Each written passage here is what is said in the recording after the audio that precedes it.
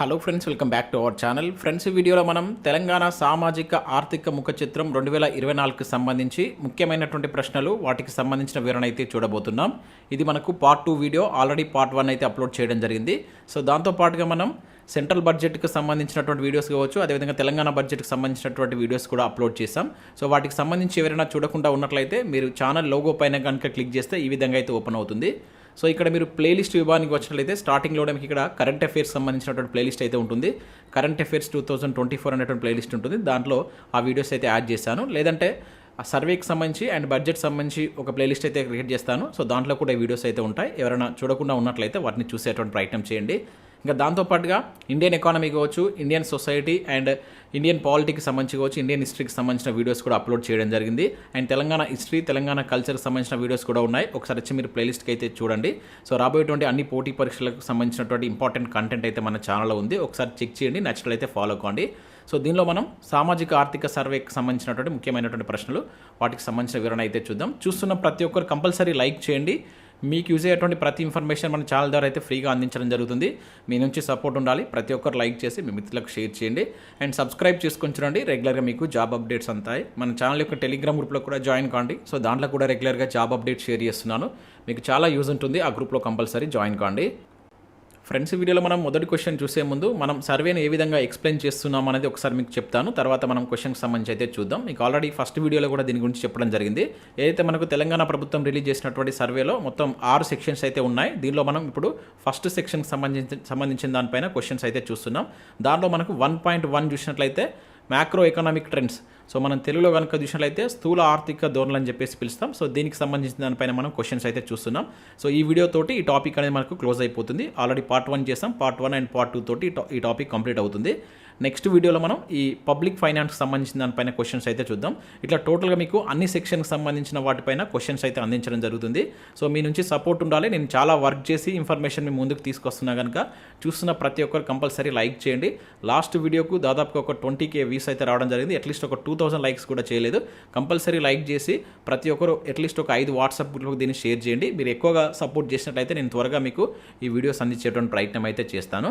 So ఇక్కడ మనం first question కనుక చూసినట్లయితే తెలంగాణ ఆర్థిక ముఖ చిత్రం 2024 ప్రకారం క్రింది వాటిలో సరైనవి గుర్తించండి అని చెప్పేసి అంటున్నాడు. సో ఇక్కడ మనకు 2 స్టేట్మెంట్స్ ఉన్నాయి. దీనిలో ఏవి సరైనవి గుర్తించండి.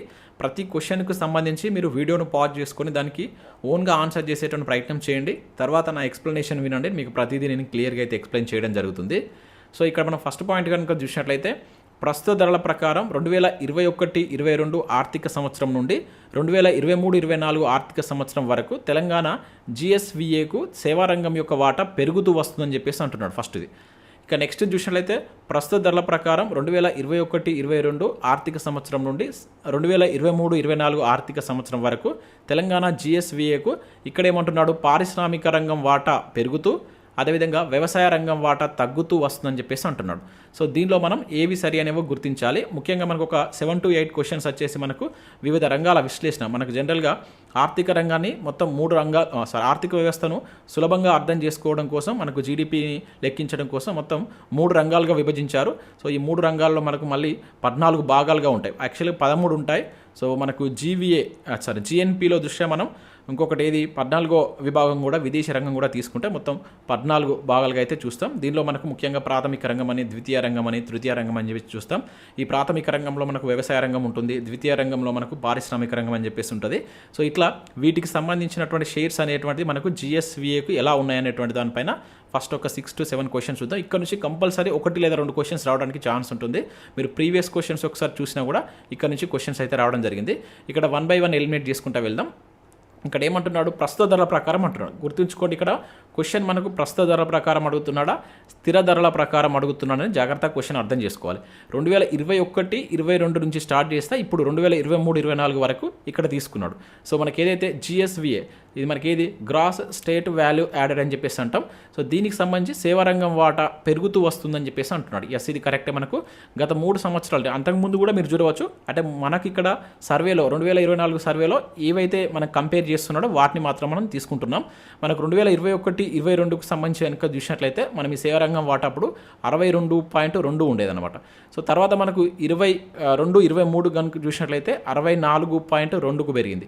సో ప్రజెంట్ మీకు తెలిసినటువంటిది మనం లాస్ట్ వీడియోలో చూసాం. మనకు ఈ 2023-24కు సంబంధించి మనం చూసినప్పుడు ఈ ఇయర్కి సంబంధించి చూసినప్పుడు సేవారంగం యొక్క వాటా అనేటువంటిది 65.7కు పెరిగిందనమాట. అంటే ఇక్కడ మనకు గ్రాడ్యువల్గా పెరుగుకుంటూ వస్తుంది కనుక సేవారంగం వాటా పెరుగుతూ వస్తుంది. అంటే ఇటువంటి మనకు కంపేర్ చేసినప్పుడు కంపల్సరీ విలువలు తెలియాలి, లేదంటే ఈ స్టేట్మెంట్ గుర్తున్న మీకు సరిపోతుంది. ముఖ్యంగా ఈ స్టేట్మెంట్ గుర్తుంచుకోండి. ఈ వాల్యూస్ అన్ని మనకు సరిగా గుర్తుండే కనుక సో పెరుగుతూ వస్తుంది. క్వశ్చన్ కూడా మ్యాక్సిమం మనకి ఇట్లనే అడుగుతాడు. ఇక నెక్స్ట్ విషయంలో అయితే ప్రస్తుత ధరల ప్రకారం 2021-22 ఆర్థిక సంవత్సరం నుండి సేమ్ మళ్ళీ 23-24 కనుక కంపేర్ చేస్తే పారిశ్రామిక రంగం యొక్క వాటా పెరుగుతూ అండ్ వ్యవసాయ రంగం వాటా తగ్గుతూ వస్తుంది అంటున్నాడు. సో ఇక్కడ వ్యవసాయ రంగం వాటా అయితే తగ్గుతుంది, ఇది కరెక్టే. ఎందుకంటే మనం ఆల్రెడీ లాస్ట్ వీడియోలో కూడా చూసాం. మనకి 21-22లో చూస్తే 18 ఉండేది, తర్వాత నెక్స్ట్ ఇయర్లో చూసినట్లయితే ఇది 17కు పడిపోయింది, అండ్ నెక్స్ట్ ఇప్పుడు చూస్తే 15.8కు ఉంది. అంటే ఇది తగ్గుతూ వస్తుంది. ఏది? వ్యవసాయ రంగం వాటా, ఇది కరెక్టే. కాకపోతే పారిశ్రామిక రంగం వాటా పెరుగుతూ అన్నాడు. పారిశ్రామిక రంగం వాటా కూడా మనకు తగ్గుతూనే వస్తుంది. 19.8 ఉండేది మనకు 21-22లో, తర్వాత 18.8 అయింది, ఇప్పుడు చూస్తే ఇది 18.5, కొంచెం తగ్గిందనమాట. అంటే ఓవరాల్గా అయితే తగ్గుతూ వస్తుంది. ఇక్కడ ఈ స్టేట్మెంట్ మనకు తప్పించాడు. సో జాగ్రత్తగా అబ్జర్వ్ చేయండి. సో ఇది మనకు ఎకనామిక్ సర్వేలో దీనికి సంబంధించినటువంటి ఒక టేబుల్ కూడా ఇచ్చారు, అది కూడా మీకు చూపించేటువంటి ప్రయత్నం చేస్తాను. ఇక్కడ ఒకటి మాత్రమే సరి అయింది, అంటే ఇక్కడ బి అనేది దీనికి సంబంధించి మనకు కరెక్ట్ ఆన్సర్ అవుతుంది. ఒకసారి మీకు సర్వేలో కూడా వాటిని ఒకసారి చూపిస్తాను. సో ఇక్కడ మనం సర్వేలో అబ్జర్వ్ చేసినట్లయితే ఇక్కడ చూడవచ్చు సెక్టోరల్ గ్రోత్ రేట్కి సెక్టోరల్ కాంట్రిబ్యూషన్ సంబంధించి ఇక్కడ ఇచ్చారు. GSVA ఎట్ కరెంట్ ప్రైజెస్ అని చెప్పేసి ఇవ్వడం జరిగింది 2023-24 అని చెప్పేసి ఇక్కడ మనం చూడవచ్చు. సో ఇక్కడ మీరు అబ్జర్వ్ చేసినట్లయితే ఇక సేవారంగం యొక్క వాటా అనేది పెరుగుతూ వస్తుంది. 62.2, 64 అండ్ 65.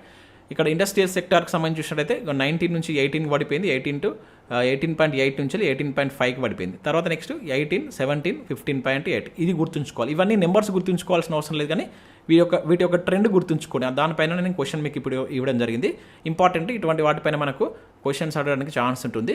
సో ఈ రకంగా మీకు ప్రతి క్వశ్చన్కి సంబంధించి నేను సర్వేలో ఉన్నటువంటి ఇన్ఫర్మేషన్ చూపిస్తూ ఎక్స్ప్లెయిన్ చేస్తా కనుక కొంచెం టైం పడుతుంది. మీకు చెప్తున్నప్పుడు ఈజీగానే అనిపిస్తుంది, తర్వాత మనం వీటిని ఈజీగా మర్చిపోతాం. ఎకానమీలో చాలామందికి అదే చాలా ప్రాబ్లంగా ఉంటుంది అనమాట. చదివేటప్పుడు ఈజీగానే ఉంటుంది, తర్వాత వీటిని మనం ఈజీగా మర్చిపోతాం కనుక కొంచెం నిదానంగా నేర్చుకోండి. టైం పట్టినా పర్లేదు, కానీ నిదానంగా నేర్చుకుంటే దాని యొక్క లాజిక్ ప్రకారం గుర్తుంచుకుంటే మనకు ఎగ్జామ్లో ఈజీగా మనం ఎలిమినేట్ చేయగలుగుతాం. ఇక సెకండ్ క్వశ్చన్ కనుక చూసినట్లయితే తెలంగాణ ఆర్థిక ముఖ చిత్రం 2024 ప్రకారం భారత ఆర్థిక వ్యవస్థ జీవీఏతో పోల్చినప్పుడు 2023-24లో మనకు తెలంగాణ GSVAకు ఈ క్రింది ఏ రంగాలు అధిక వాటాను కలిగి ఉన్నాయా అంటున్నాడు. ఇది కూడా ప్రస్తుత ధరలో. క్వశ్చన్ కొంచెం జాగ్రత్తగా అర్థం చేసుకోండి. ఎకానమీలో మనకు దాదాపుగా చాలా క్వశ్చన్స్ లెంతీగా ఇస్తాడు, ఇట్లా ఇస్తాడు. ఆ క్వశ్చనే సరిగా మనకు అర్థం కాదు. మీరు కరెక్ట్ క్వశ్చన్ అర్థం చేసుకున్నట్లయితే ఆన్సర్ ఈజీగా చేస్తారు. చాలామంది చదివి ఉంటారు, కానీ ఆ క్వశ్చన్ అర్థం చేసుకునే విధానంలో కొంతమంది రాంగ్గా అర్థం చేసుకోవడం వల్ల కూడా ఆన్సర్ తప్పు చేసేటువంటి ఛాన్స్ ఉంటుంది. ఇక్కడ ఏమంటున్నాడో జస్ట్ తెలంగాణకు సంబంధించి, భారతదేశానికి సంబంధించి మన తెలంగాణలో అయితే GSVA అంటాం, మన అక్కడైతే GVA అని చెప్పేసి అంటాం. వీటి యొక్క రంగాల వాటాలో తెలంగాణలో భారతదేశంతో పోల్చినప్పుడు ఏ రంగం వాటా అధికంగా ఉందని చెప్పేసి అంటున్నాడు. సో మొత్తం ఇక్కడ సేవారంగం, వ్యవసాయ అనుబంధ రంగాలు అండ్ పారిశ్రామిక రంగం. అంటే ఇక్కడ ఏం తెలవాలి మనకు, అది కూడా 2023-24 ప్రస్తుత ధరలో తెలవాలి.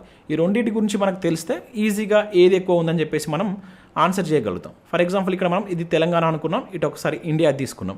సో తెలంగాణలో మనకు ప్రస్తుత సంవత్సరంలో సేవారంగం యొక్క వాటా అనేది మనకు తెలవాలి. సేవారంగం యొక్క వాటా అనేటువంటిది ప్రస్తుతం ఎలా ఉంది అనేది తెలిస్తే మనకు తెలుస్తుంది. మీకు ఇంతకుముందు చెప్పాను, ప్రస్తుతం మనకి ఎట్లా ఉంది 65.7 ఉంది ఈ ఇయర్లో. అదే వ్యవసాయం అనుబంధ రంగాల యొక్క వాటా చూస్తే 15.8, ఇది మీకు తెలిసినట్టే. పారిశ్రామిక రంగం కనుక చూసినట్టయితే ఇది 17, ఓకేనా, 17 కాదు 18.5, ఇది 18.5 ఉంది, ఓకేనా.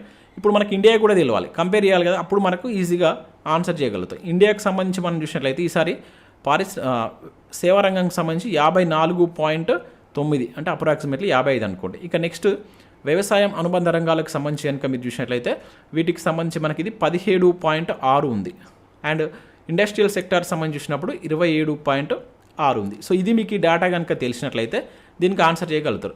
సో ఇక్కడ మనం కంపేర్ చేద్దాం. ఇక్కడ తెలంగాణ సేవారంగం అండ్ ఇండియాకి సంబంధించిన సేవారంగం కంపేర్ చేస్తే ఏది ఎక్కువ ఉంది, సేవారంగం తెలంగాణ ఎక్కువ ఉంది, అంటే ఇది అవుతుంది, అత్యధికంగా వాటా ఇది ఇస్తుంది కంపేర్ చేసినప్పుడు. ఇక 15.6 నెక్స్ట్ వ్యవసాయం అనుబంధ రంగాలు అండ్ దీనికి సంబంధించి చూసినప్పుడు ఇక్కడ 17.6 ఉంది, ఇక్కడ 15.8 ఉంది, అంటే ఇది తక్కువనే ఉంది మన తెలంగాణలో. సో ఇది కాదు. ఇక నెక్స్ట్ తెలంగాణకు సంబంధించి ఇక్కడ పారిశ్రామిక రంగం వాటా 18.5 అండ్ 27.6 ఉంది. ఇక్కడ కూడా ఇవే రెండు ఎక్కువ ఉన్నాయి అనమాట, ఇక్కడ ఇది తక్కువ ఉంది, అంటే ఇది కూడా మనకు కాదు. అంటే ఒక సేవా రంగం మాత్రమే మనం భారతదేశంతో పోల్చుకున్నప్పుడు మన జిఎస్విఏకు అధికంగా వాటాను షేర్ చేస్తుందన్నమాట. సో ఇది గుర్తుంచుకోండి. ఇది డైరెక్ట్గా సింగిల్ పాయింట్ రూపంలో అడగవచ్చు. దీన్ని తిప్పి ఇక్కడ ఇచ్చినటువంటి డేటాను బేస్ చేసుకుని కూడా మనకు రకరకాల క్వశ్చన్స్ అడుగుతాడు కనుక మీరు జాగ్రత్తగా గుర్తుంచుకోండి. ఓకేనా? అంటే ఈ స్టేట్మెంట్ బేస్డ్ ఇవన్నీ మీకు గుర్తు లేకున్నా కూడా ఏది పెరుగుతుంది ఏది తగ్గుతుంది కంపేర్ చేసినప్పుడు దేని వాల్యూ ఎక్కువ ఉందనేది మనకు తెలిసినట్లయితే ఆన్సర్ చేయగలుగుతాం. ఒకసారి ఇదే మనం ఇక్కడ సేమ్ మనకు యాజ్ ఇట్ ఈస్గా ఇక్కడ దీనికి సంబంధించిన డీటెయిల్స్ అయితే మనకు సర్వేలో ఇవ్వడం జరిగింది. ఇక్కడ మీరు చూడవచ్చు. ఇక్కడ ఏమన్నాడు, ఇండియాకి సంబంధించి 2021-22 నుంచి 2023-24 వరకు ఇచ్చి ఇండియాలో. సో ఇక్కడ మనం 23-24 ఇక్కడ చూసినట్లయితే ఇక్కడ మనకి ఏ ఇచ్చాడో అడ్వాన్స్డ్ ఎస్టిమేట్ అనుకోవచ్చు ఇది. సో 17.6, 27.6 అండ్ 54.9 అనమాట. సో ఇది ఇండియాకి సంబంధించి.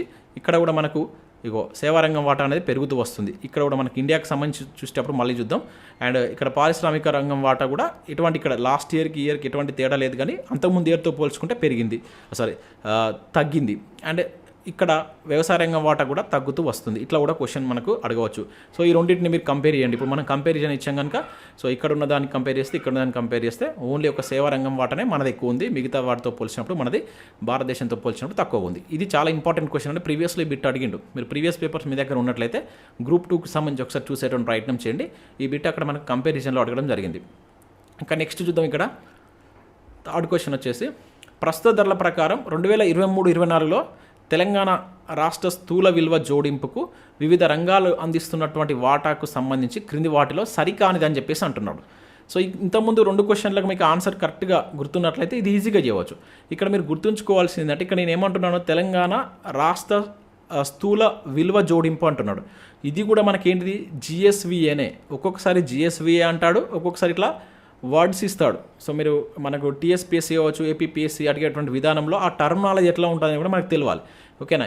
సేమ్ ఇప్పుడు అడిగినటువంటి అక్కడ మనం దీనికంటే ప్రీవియస్ క్వశ్చన్లో నేను ఏదైతే జిఎస్విఏ అని ఇచ్చాను కదా, ఇక్కడ చూడండి ఈ జిఎస్విఏ అన్న ఇక్కడ తెలంగాణ రాష్ట్ర స్థూల విలువ జోడింపు అన్నా కూడా ఒకటే మీనింగ్ వస్తుంది, కన్ఫ్యూజ్ కావద్దు. ఎకానమీలో మనకు చాలా వరకు ఒకటే దానికి సంబంధించి 3-4 రకాలుగా పిలుస్తారన్నమాట.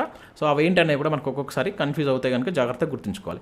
ఇక్కడ ఫస్ట్ ఏమంటున్నాడు, 2022-23తో పోల్చినప్పుడు 23-24లో సేవారంగం వాటా పెరిగింది అంటున్నాడు. ఇక్కడ అన్నిటికీ అట్లే ఇచ్చిండు. 23-24తో పోల్చినప్పుడు పారిశ్రామిక రంగం వాటా తగ్గింది, వ్యవసాయ రంగం వాటా పెరిగింది, సేవారంగం వాటా పెరిగి పారిశ్రామిక వ్యవసాయ రంగం వాటా తగ్గాయని చెప్పేసి అంటున్నాడు.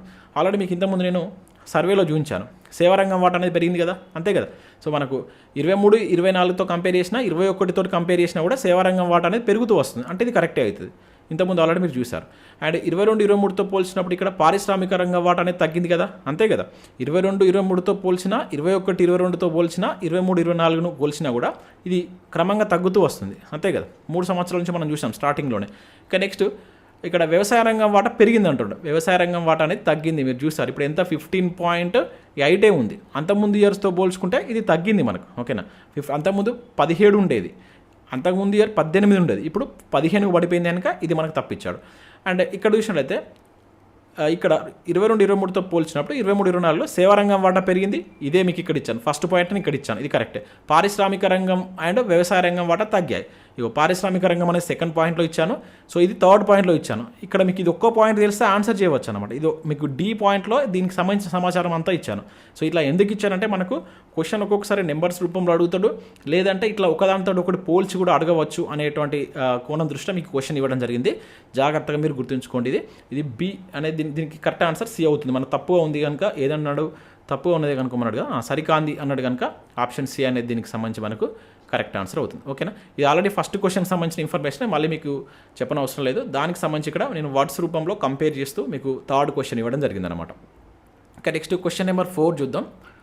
క్వశ్చన్ నెంబర్ 4 కనుక చూసినట్లయితే ఇక్కడ 2023-24లో తెలంగాణ రాష్ట్ర స్థూల విలువ జోడింపులో ప్రస్తుత ధరలలో అత్యధిక వృద్ధి రేటును నమోదు చేసినటువంటి రంగం ఏంది? సో ఇప్పటి వరకు మనం షేర్స్ చూసాం, జిఎస్విఏకు కావచ్చు జీవీఏకు సంబంధించిన షేర్స్ చూసాం. ఇప్పుడు ఏంటిది వృద్ధి రేట్లు, ఇది మోస్ట్ ఇంపార్టెంట్. అంటే షేర్ల కంటే మనకు వృద్ధి రేట్లపైన క్వశ్చన్స్ ఎక్కువ అడుగుతాడు. వీటిని మీరు కొంచెం జాగ్రత్తగా గుర్తుంచుకోండి, ఓకేనా. ఇక్కడ ఏమంటున్నాడు, అత్యధికంగా ఏది మనకు వృద్ధి రేటు నమోదు చేసింది? సేవారంగం, పారిశ్రామిక రంగం, వ్యవసాయ అనుబంధ రంగాలు, పైవేవి కాదు. వృద్ధి రేటు అని మన వృద్ధి రేటు ఎట్లా ఉంటుందంటే ఆ ముందు ఇయర్ తోటి కంపేర్ చేస్తాం. ఇప్పుడు 2023, 24 మనం చూస్తున్నాం కదా. సో దీన్ని దేనితో కంపేర్ చేసుకుంటామంటే 2022, 23 తోటి కంపేర్ చేసినప్పుడు మనకు వృద్ధి రేటు అనేది వస్తుంది అనమాట. అట్లా చూసినప్పుడు మనకి ఇక్కడ ఏది అత్యధికంగా వృద్ధి రేటు నమోదు చేసింది అంటున్నాడు. సో అది కూడా ఇక్కడ మనకు ప్రస్తుత ధరల్లో మీరు జాగ్రత్తగా చూడాలి. మనకు ప్రస్తుత ధరల్లో ఉంటుంది, స్థిర ధరల్లో ఉంటుంది. దాన్నే మనం కాన్స్టాంట్ ప్రైస్ అంటాం. అదేవిధంగా ఇది కరెంట్ ప్రైస్ అని చెప్పేసి అంటాం. క్వశ్చన్ ఎట్లా అడుగుతున్నాడు అనేది జాగ్రత్తగా చదివి ఆన్సర్ చేయాలి. సో మనకు అత్యధికంగా సేవారంగం యొక్క వృద్ధి అనేటువంటిది ఉందన్నమాట. సేవారంగం యొక్క వృద్ధి మనకు లాస్ట్ ఇయర్ తోటి కంపేర్ చేసినప్పుడు ఇప్పుడు ఎంత ఉందంటే 14 లాస్ట్ ఇయర్ కాదు, ఓవరాల్గా చూసినప్పుడు 14.6 అనేటువంటిది సేవారంగం యొక్క వృద్ధి ఉంది. ఇంకా వీటి యొక్క వృద్ధి అనేది తగ్గింది. అది ఎంత అనేది నెక్స్ట్ క్వశ్చన్లో ఇచ్చాను, అక్కడ మనం డిస్కస్ చేద్దాం. ఇక్కడ ఈ క్వశ్చన్ సంబంధించి మీరు డైరెక్ట్గా గుర్తుంచుకోవాల్సింది ఏంటంటే ఇయర్ 2023-24లో సేవారంగం యొక్క వృద్ధి రేట్ వచ్చేసి 14.6 ఉంది. ఇది పారిశ్రామిక రంగం, వ్యవసాయ రంగంతో పోలిస్తే ఇదే హైయెస్ట్ అనమాట. అది ఇక్కడ ఒకటి మీరు గుర్తుంచుకోండి, ఇంపార్టెంట్. ఇట్లా మన క్వశ్చన్ అడగడానికి ఛాన్స్ ఉంటుంది. డైరెక్ట్గా అడుగుతాడు ఏది అత్యధికంగా వృద్ధి రేటు నమోదు చేస్తుందని చెప్పేసి. ఇక నెక్స్ట్ ఇక్కడ మీకు మిగతా వాటి గురించి కూడా ఇక్కడ మనం చూద్దాం 5th క్వశ్చన్లో. సో ప్రస్తుత ధరల ప్రకారం 2023-24లో తెలంగాణ జీవీఏకు వివిధ రంగాలు వృద్ధి రేటుకు సంబంధించి క్రింది వాటిలో సరి అనేవని చెప్పేసి అంటున్నాడు. సో ఇది కూడా మనకు ఇంతకుముందు చెప్పినట్టుగా మనకు రాష్ట్ర స్థూల విలువ జోడింపు అంటాడు, లేదంటే జిఎస్విఏ అంటాడు, జీవీఏ అంటాడు. మీరు వర్డ్స్ను జాగ్రత్తగా ఒకటే మీనింగ్ అని డిఫరెంట్ పదాలను యూజ్ చేస్తాడు. ఇక్కడ వ్యవసాయ అనుబంధ రంగాలు 4% వృద్ధి రేటు నమోదు చేసింది అంటున్నాడు. వ్యవసాయ వృద్ధి రేటు సేవారంగం యొక్క వృద్ధి రేటు 14.6. ఇది మీకు ఇంతకుముందు చూసాం కనుక మీకు తెలిసినట్టు ఇదే మనకు అత్యధికంగా ఉంది. ఈ రెండింటి మీద మనకు కొంచెం కన్ఫ్యూజన్ వస్తుంది. పారిశ్రామిక రంగం వృద్ధి రేటు వచ్చేసి 7.9 అని చెప్పేసి అంటున్నాడు.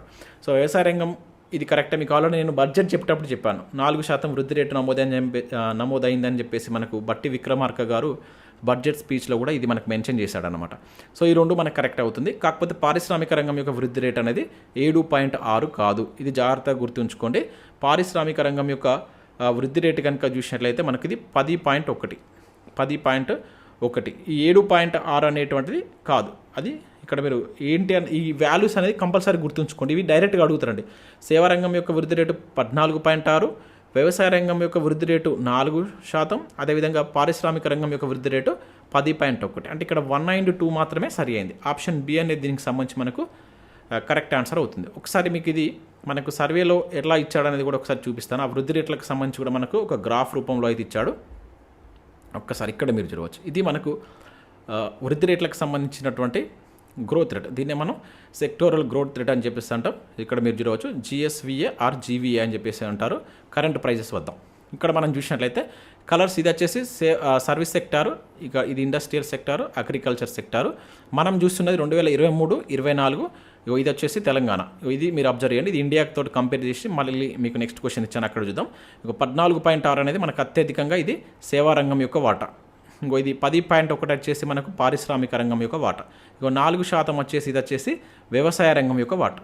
ఓకేనా. వీటి యొక్క నెంబర్స్ మీరు డైరెక్ట్ గుర్తుంచుకోండి. క్వశ్చన్ అడుగుతాడు డైరెక్ట్ ఇదే కంపారిజన్ చేసి కూడా వీటికి సంబంధించి క్వశ్చన్స్ అడుగుతాడు. అది ఎట్లా అడుగుతారు అనేది మీకు నెక్స్ట్ క్వశ్చన్ ఇచ్చాను. ఇక్కడ దీనికి సంబంధించి మనకు ఆన్సర్ ఏంటి 1 and 2 అనేది కరెక్ట్ ఆన్సర్ అవుతుంది. సో కొంచెం నేను టైం తీసుకున్నప్పటికీ మీకు క్లారిటీగా ఇది ఎక్స్ప్లెయిన్ చేయాలనే ఉద్దేశంతో ఇట్లా చెప్తున్నాను. మీరు అర్థం చేసుకుంటారనుకుంటున్నాను. కంపల్సరీ లైక్ చేయండి. చాలా వర్క్ చేశాను నేను దీనికి సంబంధించి. ఇంగ్లీష్లో ఉన్నదాన్ని తెలుగులోకి ట్రాన్స్లేట్ చేసి క్వశ్చన్స్ ఎట్లా ఫ్రేమ్ చేయాలి అండ్ అంతకుముందు క్వశ్చన్స్ ఎట్లా అడిగాడు ఇవన్నీ చూసి మీ ముందుకి ఇన్ఫర్మేషన్ తీసుకొస్తున్నా కనుక కొంచెం అట్లీస్ట్ మీరు లైక్ చేయండి. షేర్ చేయకుండా పర్లేదు, మీరు లైక్ చేసినా ఆ వీడియో ఇతరులకు కూడా షేర్ అవుతుంది ఆటోమేటిక్గా. మనకేది యూట్యూబ్ అనేది రికమెండ్ చేస్తుంది కనుక లైక్ చేయండి. సో ప్రస్తుత ధరల ప్రకారం 2023-24లో భారతదేశ ఆర్థిక వ్యవస్థతో పోల్చినప్పుడు తెలంగాణలో ఈ క్రింది ఏ రంగం అధిక వృద్ధి రేటు నమోదు చేసింది? సో ఇక్కడ మీకు ఇప్పుడు మనకు ఏది భారతదేశంలో ఉన్నటువంటి వృద్ధి రేటు తెలవాలి, తెలంగాణలో ఉన్నటువంటి వృద్ధి రేటు తెలిస్తే మనం కంపేర్ చేసుకొని ఆన్సర్ ఈజీగా చేయగలుగుతాం. ఇంతకుముందు మనం చూసాం తెలంగాణకు సంబంధించి అధిక వృద్ధి రేట్ అంటే సేవారంగం అని చెప్పేసి మనం ఈజీగా 14.6 అని చెప్పేసి గుర్తుపెట్టుకున్నాం. కానీ ఇది కంపేర్ చేసినప్పుడు మరి భారతదేశంలో మరి ఏది ఉంది కంపేర్ చేసినప్పుడు భారతదేశ ఆర్థిక వ్యవస్థతో పోల్చినప్పుడు తెలంగాణలో ఈ క్రింది ఏ రంగం అధిక వృద్ధి రేటు ఉందని చెప్పేసి అంటున్నాడు. సేవారంగం, పారిశ్రామిక రంగం, వ్యవసాయం అనుబంధ రంగాలు అని చెప్పేసి అంటున్నాడు. అంటే ఇక్కడ మనకి ఇండియాకి సంబంధించినటువంటి కూడా ఇది తెలవాలి. ఇదే ఇప్పుడు మనం ఒకసారి ఇక్కడ తెలంగాణకు సంబంధించి రాద్దాం. తెలంగాణలో ఇది 14.6 మీరు ఇంతకుముందు చూశారు. దాంతోపాటు పారిశ్రామిక రంగం 10.1 అండ్ ఇది వచ్చేసి 4. ఇవన్నీ మనకు తెలంగాణకు సంబంధించి. అదే ఇండియాకి సంబంధించి చూసినట్టయితే ఇది ఇండియాకి సంబంధించి ఇక్కడ రాస్తున్నాం. సేవా రంగం యొక్క వృద్ధి రేటు ఇండియా వచ్చేసి 9.5 ఉంది. అండ్ పారిశ్రామిక రంగం యొక్క వృద్ధి రేటు కనుక చూస్తే 7.9 ఉంది. ఇవంతా మనకు ప్రస్తుత ధరల ప్రకారమే.